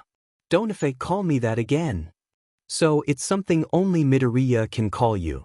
Azui said. I don't even want that demon nerd to call me it either. This was pissing Izuku off. It was one thing to have Kaken be weird, but it was another for him to suddenly start yelling at Izuku's brand new friends. He decided to intervene. Kaken, what do you want? Kaken turned his heated glare on Izuku. Good. Izuku could handle Kaken just fine. He made sure to lower his head just a little bit so he didn't look like he was challenging him too much, but still maintained his own frown and stare. Kaken's teeth gnashed once before saying, I'm not even repeating myself again. I already know that. He pulled on his nervousness again. I just don't know what you mean. I know you knew some of those answers, Deku. Kaken growled. What kind of act are you trying to pull looking like a coward and an idiot? Izuku firmly ignored the first part. I'm not acting at all. He cried, feeling his cheeks heat a bit. He didn't want to admit something like this in front of them. He hated the pity he received from people whenever he mentioned his trauma. He didn't like exposing himself, but he couldn't have Kaken planting seeds of doubt into his classmates. It was crucial that nobody suspected anything. Izuku clenched his fists tightly, causing them to shake more than normal. It's just hard for me, okay? Then he added in a mutter, you already know I had to take repeat classes. You've never been the best in class, Kaken argued, but you could at least stand above a couple of these extras. Don't call your classmates extras. Ida scolded. Izuku lowered his head and peeked an eye out from between his fringe. He stared Kaken dead in the eye and glared at him. Deku had to resist snapping at the other boy defensively. He didn't like when people questioned him or how smart he was. He hated being humiliated in front of his peers. If he was back with the villains, he would have beaten the shit out of Kaken. Or at least attacked him. As it was, Izuku couldn't do anything like that. If anything, he needed to restrain himself even more around Kaken. He was too used to not having to control Deku. It had become automatic to fall back into that role. I think you should drop it, Bakugu. Azui spoke up when Izuku didn't respond. He broke his stare with Kaken and lifted his head. He kept his eyes averted from his friends as well, looking ashamed. Stay the F out of it, Kaken told her. Izuku heard an intake of breath indicating one of them was about to snap back at Kaken, but the angry boy turned back to Izuku, whatever. I only have one thing to say to you anyway, Deku. Izuku finally looked at his childhood friend again. There was a frown on Kaken's face, but it wasn't as severe as it usually was. If anything, he looked a little off-kilter himself. Uncomfortable. If Izuku hadn't known Kaken for so long, he doubted he would have seen it. What did he have to feel so weird about? He was the one who was freaking Izuku out. Tomorrow, don't make me wait for 10 DMN minutes. Get there on time. The boy grabbed his tray back from the table and left promptly then. Izuku felt the gravitron ride slowing, leaving his mind still spinning. He couldn't even respond to that. How long would it be before Kaken started the ride again? 2 times was enough that day. I thought, Uraraka started cautiously, that you two weren't friends? I can't even imagine being friends with him. Ida agreed, motioning after Kaken. How can you be friends with someone who is so rude and calls you such bad things? And that language. We're not really friends? Izuku said slowly, still trying to play catch up. He hadn't been this thrown off in a while. Did that mean Kaken expected to walk to school together tomorrow as well? Izuku knew that despite Kaken being a bit of a punk, he was usually one of the first ones to class. He had always been very serious about his schoolwork for as much as he complained about it. It was just another reason why it was so shocking that Kaken had decided to walk with Izuku, who preferred to arrive at a normal time. Well. He paused and then shrugged as he stared at his lunch. He suddenly showed up and wanted to walk to school today. Sounds like he wants to walk with you again tomorrow. It sounds like you might be friends. Azui said as she pressed a finger to her mouth curiously.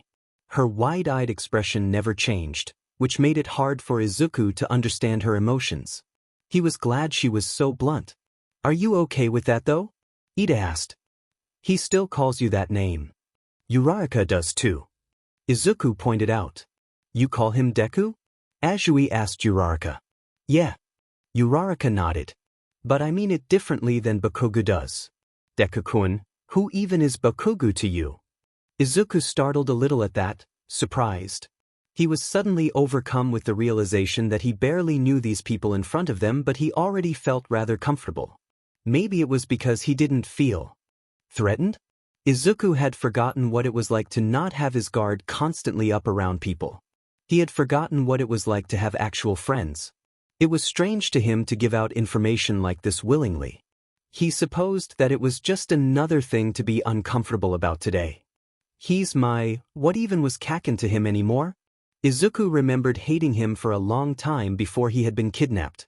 He had hated Kaken, but he had admired his strength so much. His determination and fire. He had hated when Kaken had turned against him and treated him like he was worthless. When he had become Deku. But now that anger was all but gone. Kaken either had matured while Izuku had been gone, or he had decided to move on. He doubted Kaken had cared that Izuku had been missing. He knew that Kaken's parents had been there for his mother and father while he had been gone, and at some point he would work up the courage to visit them and thank them for that in person. It was just too weird to go over there yet, but Kaken himself had never visited or checked on him. Even when some secret part of Izuku had hoped that he would have some kind of proof that no matter what he had mattered at least in some form to his old childhood friend. Nevertheless, he and Kaken didn't have much of a relationship.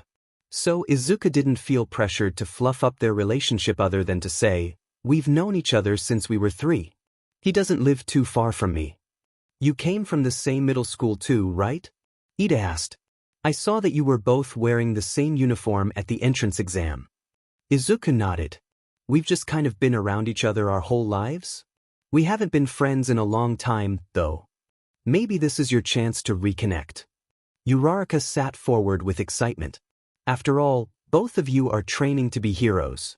Just imagine the kind of duo you can make with his explosions and your fire quirk. Izuku thought of all of the times Kaken had pushed him around and burnt his skin with his explosions.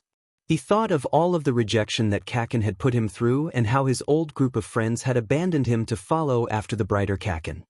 He thought of how no matter how many times he had thought of Kaken when he had been in hell, that the other boy didn't even seem to care he had been gone. He thought of how he had been considered worthless without his quirk and how even though he had won Kaken hadn't even believed him. He thought about how suspicious it was that now that he had proven to have a quirk, Kakin suddenly was talking to him more. And Izuku gave a half-hearted smile and a huff of a laugh, shrugging helplessly. Thanks, Uraraka, but I doubt it. Lunch passed back into the classroom and invited Izuku to finally take his mind off of how strange his entire school life has been thus far. He sat practically vibrating in his chair as he waited to see what they would be doing with their afternoon training classes. His eyes kept darting to the door as he ignored the curious and excited murmurs of his own classmates wondering among themselves what the next class would be. That was why Izuku had been the one to hear rapid footsteps before a familiar voice cried out, "I am here." Izuku gasped as the door to the classroom flew open and All Might moved himself dramatically through the doorway, his cape flying behind him from the wind.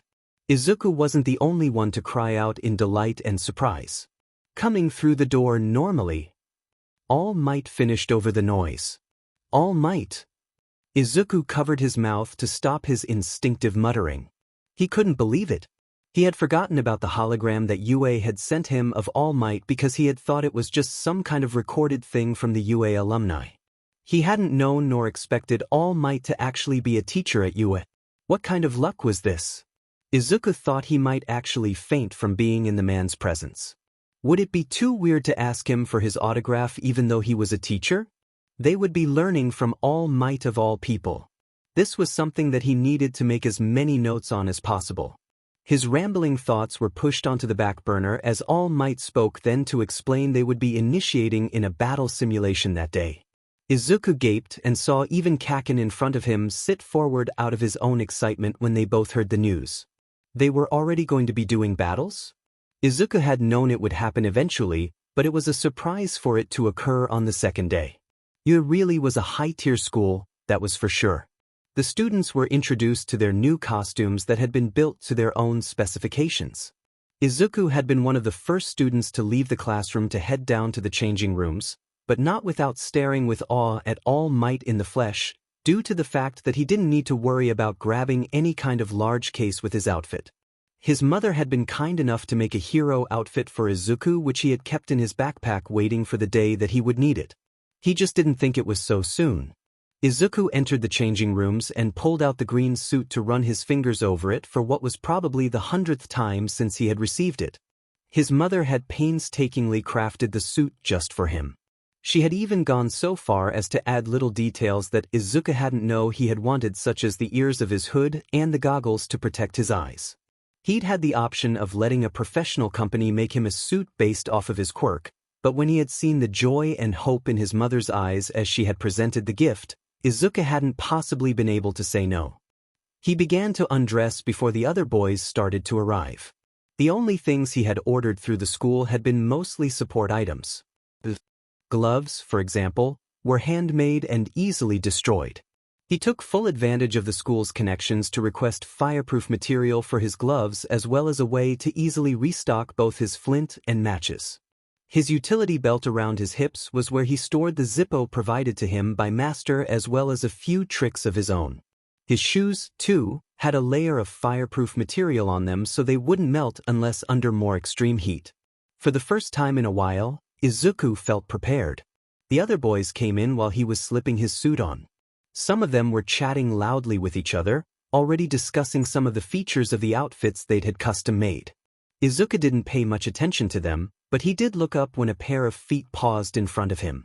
His eyes met Kakin's as the boy looked him over.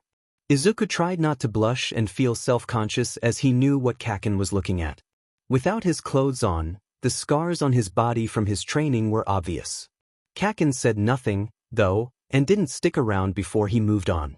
Izuku breathed a sigh of relief and sped up his changing. It didn't really hit until he was standing with everyone in their various heroes' costumes. Izuku felt like he was having a bit of an out-of-body experience as he gazed upon his classmates as they stood in front of All Might. He was here. This was UA. It was the school he had always dreamed of.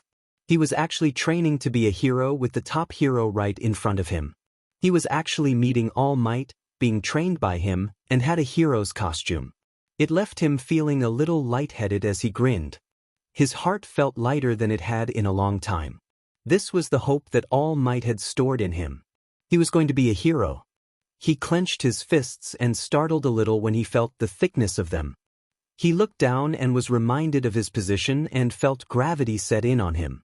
His smile fell into a frown as he gazed upon his fantastic new gloves.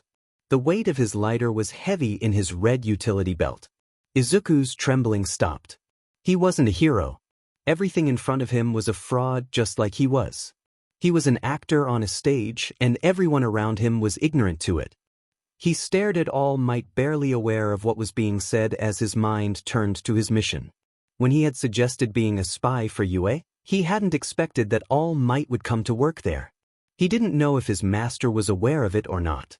Was that the real reason his master had agreed to his stretch of a plan? Why he'd had his chain loosened so that he could roam just a bit farther from his master's side? Deku knew what his mission was. It was something that was on his mind at all times. To find the weaknesses of the pro-heroes. All Might was the ultimate goal for both Izuku and Deku. He was the one he had always hoped to meet and had prayed that he wouldn't. All Might was the one Master wanted to kill. To topple the pillar of hope and take the world of heroes down with it. Deku was a tool in order to achieve this goal. He was certain that Master had known. How long could Deku pretend he didn't know in front of Master? At what point would Deku have to start betraying All Might as well? He would have to tell Master the truth or risk everything. Was it worth it? Young Midoriya. Izuku blinked back to himself and out of his darkening thoughts to realize All Might was standing in front of him. Izuku felt like his invisible shackles were made of diamond as he gazed upon the pillar of hope and hopelessly understood that even he couldn't help save Izuku. Yes. His voice was thick and heavy. His eyes felt like they would water. He was so tired. He shook his head quickly to clear it and to pull himself back together. Izuku again. Take a letter from the box, if you will. All Might gave the box in his hand a small jostle. Izuku stared at it for a moment before his memory clicked together. Despite having been lost in thought, he had still picked up on his instructions. He had to pull a letter to see who he would be teamed up with for the trials. He realized that almost everyone around him had already pulled their letters and were waiting for him. Sorry. He cried and quickly grabbed his own letter out. He was on Team C. He looked around to see who else was on his team as everyone else pulled their numbers. Are you all right, Deku-kun? Uraraka whispered as she came up beside him. He glanced down at her letter and saw she was on Team A. He was a little disappointed. She was watching him worriedly. You're really pale. Are you nervous? Am I? Izuku asked, eyes skating sideways and away from her earnest gaze. I'm a little nervous. He wasn't, but it was as good of an excuse as any. He definitely felt sick to his stomach, but not because he was actually getting sick. He hoped that he didn't have to report to Master that night. He smiled shakily at her. Don't worry too much. You'll do great, I'm sure. Uraraka pumped her fist once with an encouraging nod. Don't get me wrong. I'm excited too, but I haven't really used my quirk against anyone before. The lie was harder than normal to pull out of his throat. He regretted even using such an excuse. If things become too much, I will be sure to stop the battle. All Might interrupted, and Izuku jumped guiltily when he realized All Might had heard their conversation. Now, everyone find your teammates. Never give up, Deku-kun, Uraraka said with a slightly teasing grin. The play on his nickname and her words unwound the thorny knot in his chest just a little bit as he nodded and smiled back before moving to search for his partner. Oi! Izuku jumped as Kaken's hand wrapped around his wrist, yanking him backwards. Izuku froze as his arm was twisted enough to allow Kaken to see what letter he had received. He attempted to look at Kaken's as well, but the boy didn't show it to him. Kaken dropped his wrist with a small scowl and turned around to continue searching for his partner. Izuku decided that if Kaken did anything weird again that day, he would take his time to dissect it later. He needed to concentrate on the trial rather than on Kaken's strange antics. Over here, Midoriya. Yaoyorozu Momo called and trotted up to him. Izuku gaped from behind his mask before he could stop himself. His face lit on fire realizing just how much skin Yaoyorozu was showing. It took him a few seconds for his herm-filled thoughts to clear away and allow his logical and appropriate side back. He quickly averted his eyes and scratched at his hair. It made sense, of course, for Yaoyorozu to have an outfit that showed a lot of skin. From what Izuku had seen of their first day, she had the ability to create stuff with her body. It was unknown to him thus far how she did it or what the limits were, but she had used it readily during the practice exams. He had actually been very impressed while watching her as she had used her quirk to her advantage, making sure to give herself the boost she'd needed. She had made it to the top of the physical exam for their class this way. The things he knew about Yaoyorozu were limited thus far to her creation quirk, her clear intellect, knowing that she had gotten into the school on recommendation of all things, and that she seemed more serious than some of his other classmates.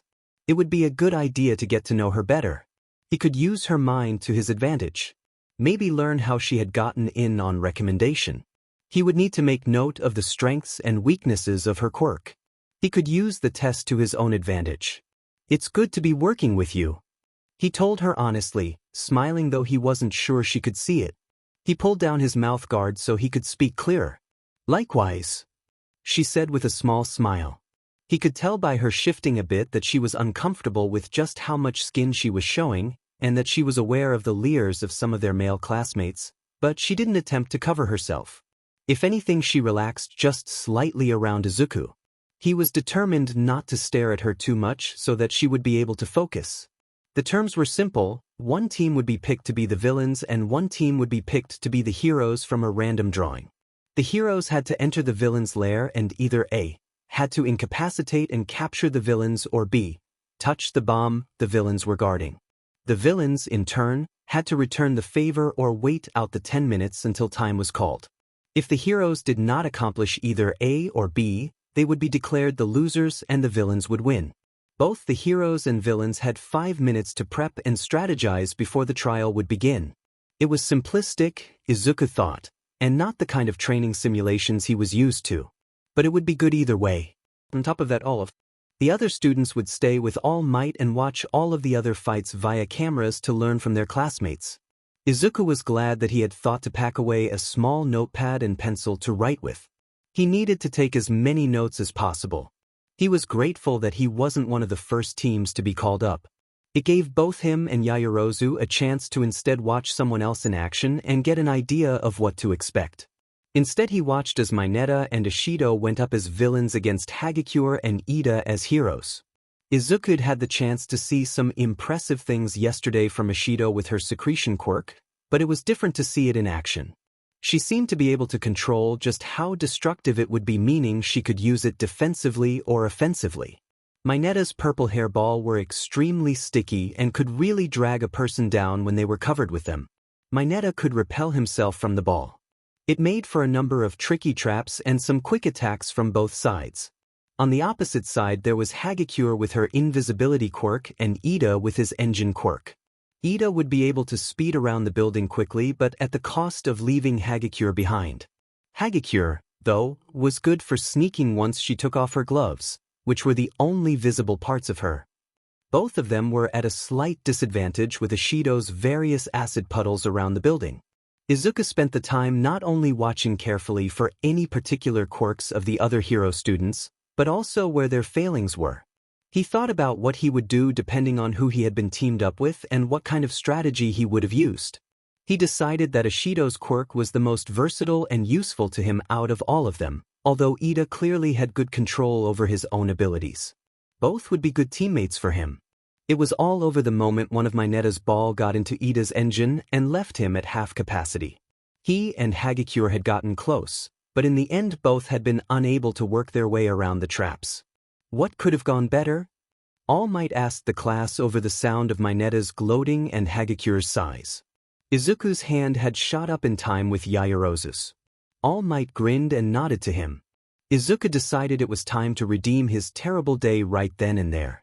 The heroes should have focused on a capture plan rather than trying to go for the bomb. He explained quickly.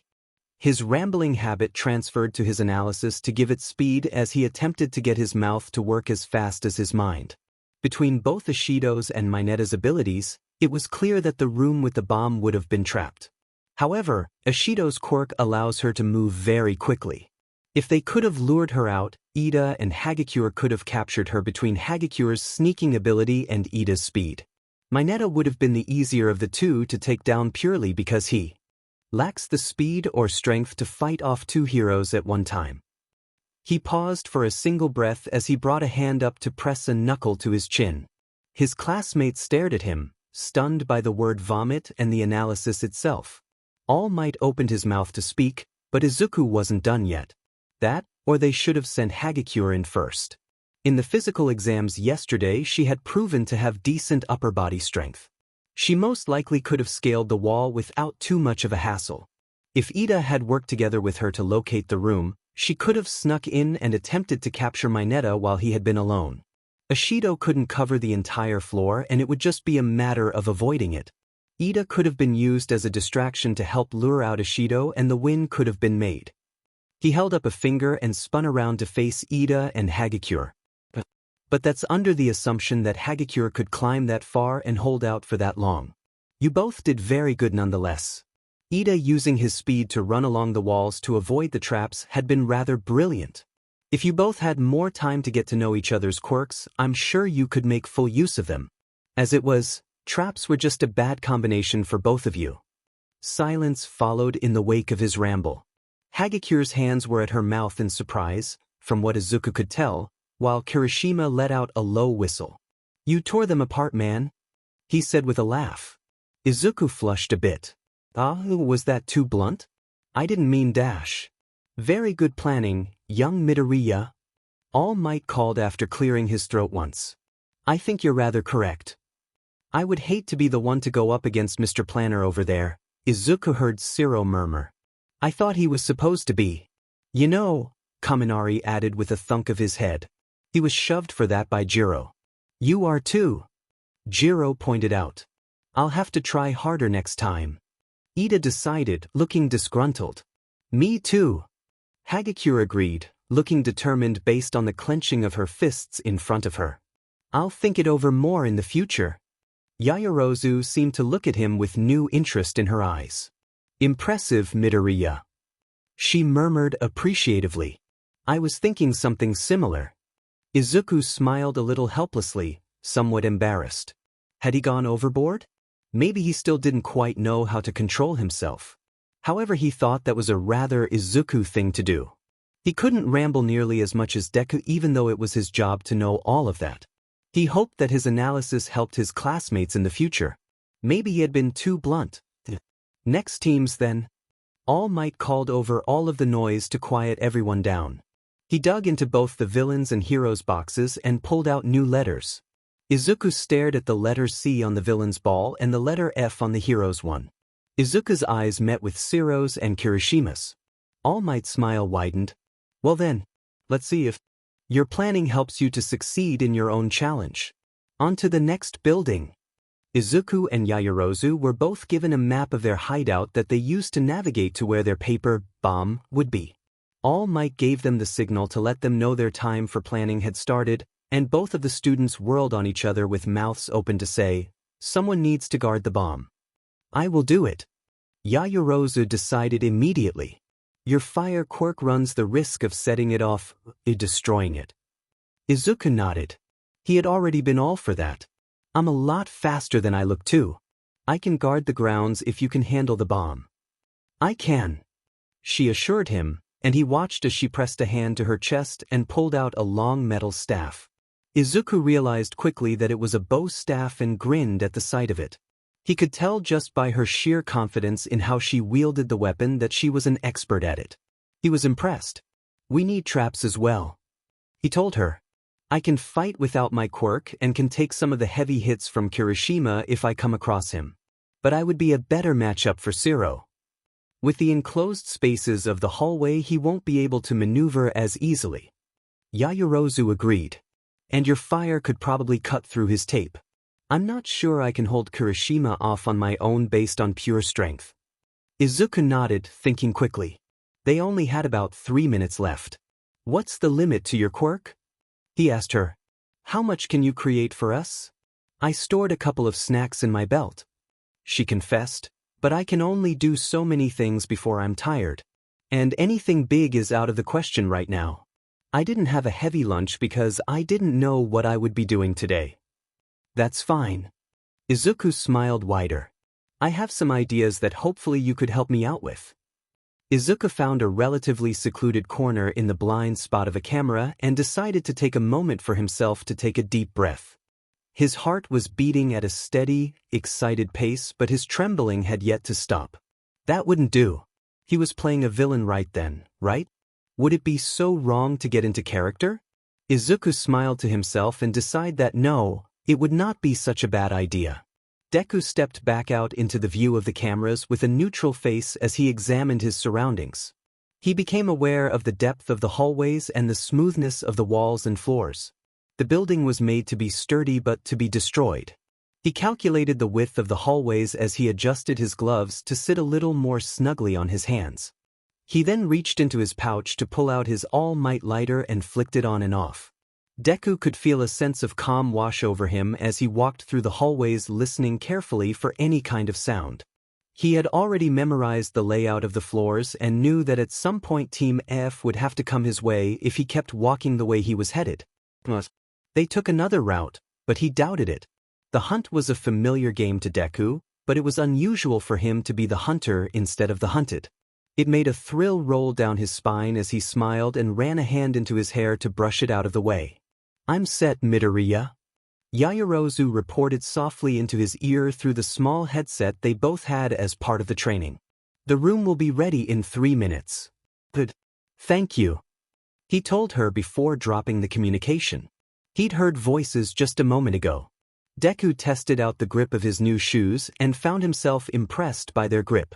It was exactly what he had wanted when he had ordered them. Time to begin the hunt. He was silent as he ran and ducked around a corner and slunk into the soft shadows of the building. Kirishima and Shiro weren't bothering to be too sneaky as they glanced briefly around corners and moved forward without pressing to walls. Deku agreed it was the better method. Kirishima was a good defense and offense from what Deku had noted about his hardening quirk, and Shiro would be good for a quick capture. Many different battle tactics ran through his head about how he would normally use his 3 quirks together to take down both of his enemies at once. Instinct had him deciding deaths quickly before dismissing them from his mind. This was a non-lethal mission. All Might probably wouldn't be able to stop him before he finished them off, but it was still something Deku decided to push aside. Still, he couldn't help his training. He had to limit his options even further when he remembered his instructions given to him by his master before he had started school. No more than 20% of your power, Deku. Master had commanded. That's so boring. Deku had responded with a half-whine. He was used to being able to go all out even if almost a year had passed since his last real training session. Master had chuckled with appreciation and patted his head.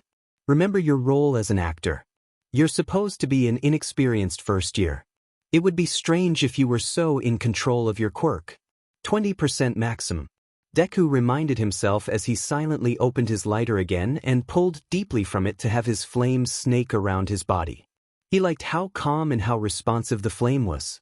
Deku adjusted his mouth guard and pressed a small button on his goggles to make them darken before he charged in for a sneak attack from behind. Shiro whirled around first because he was in the back.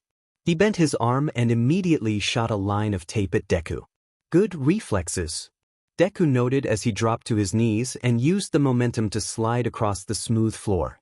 He resisted the urge to activate Snapshot because he realized he didn't need it. In a split moment's decision, he slashed his hand out and his flames sliced the tape flying over his head. He then grabbed the broken tape and attached it to Shiro's ankle as he slid past and yanked it. Shiro went down with a surprised yell. What the hell? Kirishima yelped as he dodged backwards from a swing of Deku's leg. Surprise attacks are so not manly, dude. Deku said nothing in response but was amused by the outburst. However, he didn't have time to think on it as he was yanked backwards off of his knees and his momentum interrupted. He had underestimated how strong of a glue was on Shiro's tape, and the boy had used it against him by yanking his own taped leg back. Deku was still stuck to the boy by the hands still stuck to the tape. Kirishima's skin roughened as his quirk activated and he aimed a punch at Deku while he was off guard. Deku allowed the hit to hit him, throwing him off even further and causing his cheek and jaw to smart. Before Zero could land a kick at his back from his own down position, Deku got his feet under him and kicked off of the ground to flip over Zero's prone form and slice the tape from his hand. He landed and backflipped one more time out of the way of Kirishima, charging again before he turned and took off down the hallway. As he predicted, both Zero and Kirishima followed after him. Deku wrapped the loose bit of tape still clinging to his hand around his palm. It made it so that he couldn't use the flint on that hand, but he didn't need it. He could study the properties of the tape later this way. It was a good collectible. He heard the zip of Zero's tape again coming at him and dodged right to avoid it. Zero seemed to predict that as a second zip came right afterwards. Deku grinned a little and planted his foot against the wall to flip backwards over it as he used agility to enhance his movements. He saw the shocked faces of his classmates and laughed in response. "Come on!" Zero cried. "What's with the parkour?" Deku's foot hit the ceiling and he moved himself downward and into a roll before coming back to his feet. "You heroes are nothing!" Deku yelled back. He kept his feet moving just to taunt them and smirked. "You can't even keep up with me, you losers." "Geez, Midoriya," Kirishima said with a grimace. Deku scoffed. "Even hurt by my little insults." He mocked before he turned and ran off again. "Go!" He heard Kirishima call behind him. They weren't following him anymore. "I'll take Midoriya. He's just trying to lead us around." "You sure?" Zero asked. Deku smirked to himself and spun a corner to circle back around to get behind them. Deku brought his fire into his palm and lit his matches on fire to add fuel to his flames. They didn't thicken, but their durability was extended. He removed the matches to let the thin wood burn in the fiery snake. "Yeah. Go!" Deku jumped out behind them, but they had heard him coming this time. Kirishima jumped and grabbed a hold of Deku's arm, surprising him. He bit back his instinctive moves as Kirishima spun and threw him down the hallway. Deku rolled and focused on keeping his fire going rather than stopping himself. It was enough time for Zero to have disappeared down a hallway by the time Deku had hefted himself to his feet. "Midoriya, are you okay?" Yaoyorozu asked, but Deku didn't respond. Kirishima stood in front of him in a boxer's stance. Deku noted that he had clearly had hand-to-hand combat experience, but he was all about keeping the defensive right now. Deku knew that with the right kind of training, he could become more than the tank that he was at that moment. Did his hardened form slow him down? Did he become a wall? Was he heavier? Or did his skin only become just as strong as stone? It was time to test out a couple of theories. "I doubt I can capture you," the red-headed boy in front of him admitted with a grin, "but I can take you in a fight. Your fire won't have much effect against my quirk." Deku clicked his tongue and glared a little disdainfully. "What are you doing bragging to a villain?" he asked as he stood up. His fire encircled his waist and snapped angrily as it finished consuming its fuel. There was the temptation to light Kirishima's hair on fire. Surely all of that gel was flammable, right? Or did his quirk extend to his hair as well? Deku spread his arms with a sneer. "What would you have done if I had known nothing about your quirk? Are you really going to be so idiotic?" Harsh. Kirishima didn't stop smiling though, but he did lower himself in preparation. He had too much build-up, Deku noted. He really was fighting against first years. He was too used to dealing with adults who had more years of experience with their quirks. He's waiting for an opening. Deku decided as he bit his tongue to stop from spewing more insults. He didn't want to completely distance himself from his classmates. Izuku, after all, was a nice guy. He wasn't the type to insult his friends so much. And besides, Kirishima wasn't rising to any of the bait. Deku added easygoing to the list of traits he had for Kirishima. Well, if he wanted an opening, Deku would give it to him. He pressed a finger to his microphone and made a tiny hissing sound into it. "Got it?" Yaoyorozu responded, catching on that Zero was headed for her right as Kirishima took the bait and charged. Deku threw his fire at the boy's face. As Kirishima had said, his flames had done nothing. They were probably not hot enough to even distract him because Kirishima just charged through them. His hair didn't even light on fire either. He noticed immediately that Kirishima's arm temporarily lost its hardening so the face could take it instead. A sign that he required concentration. Possibly couldn't move well while activating it. Automatic response took away from his attack.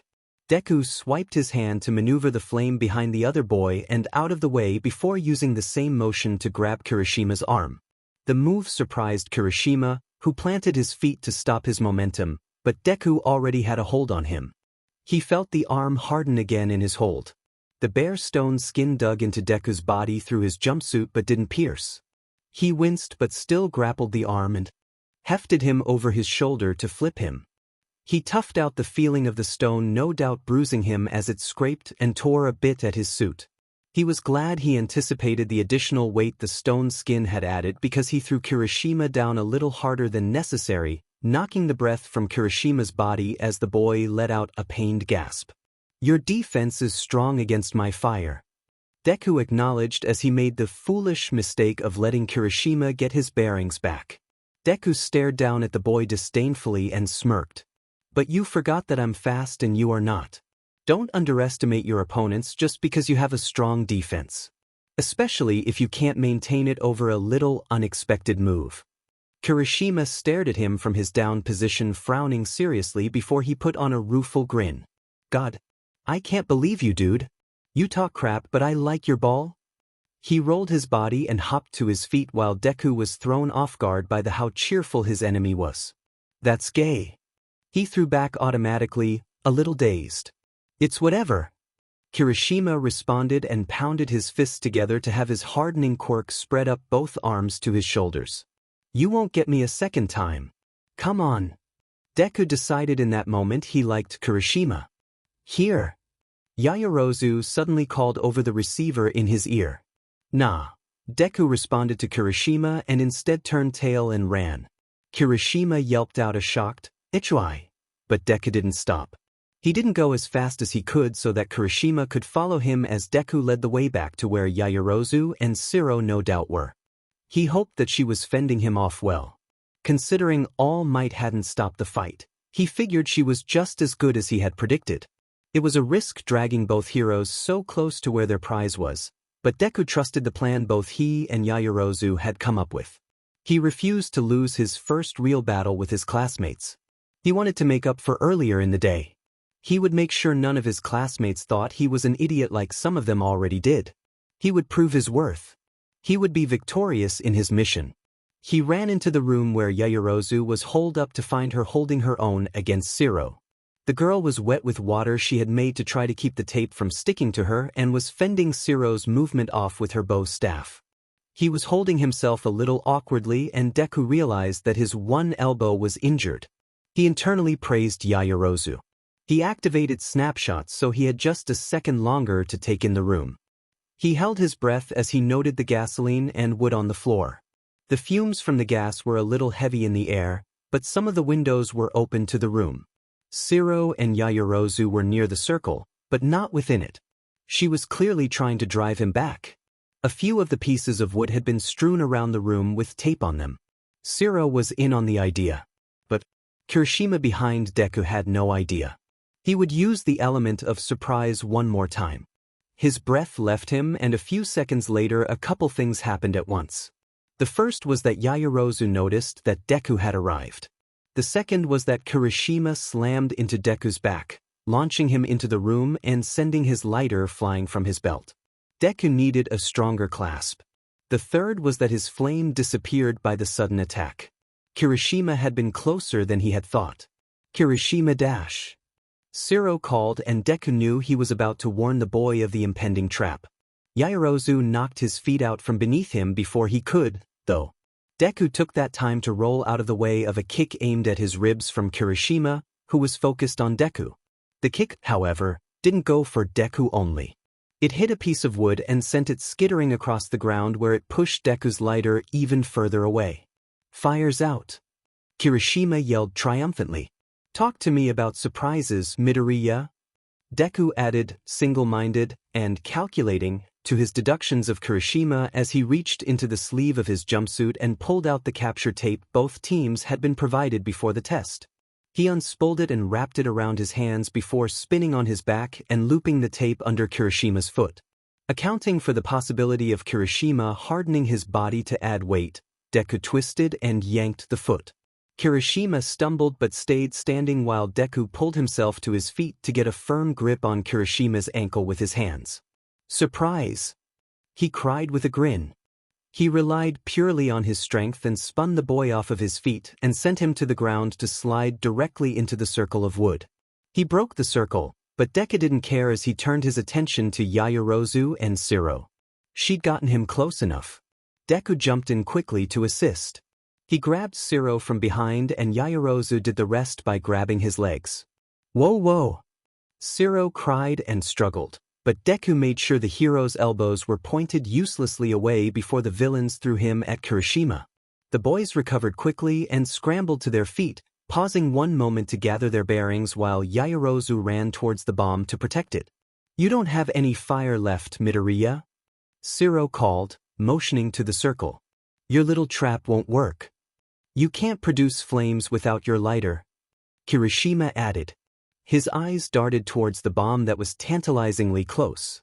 Deku stood up straight and smiled at that. It seemed to throw his enemies off.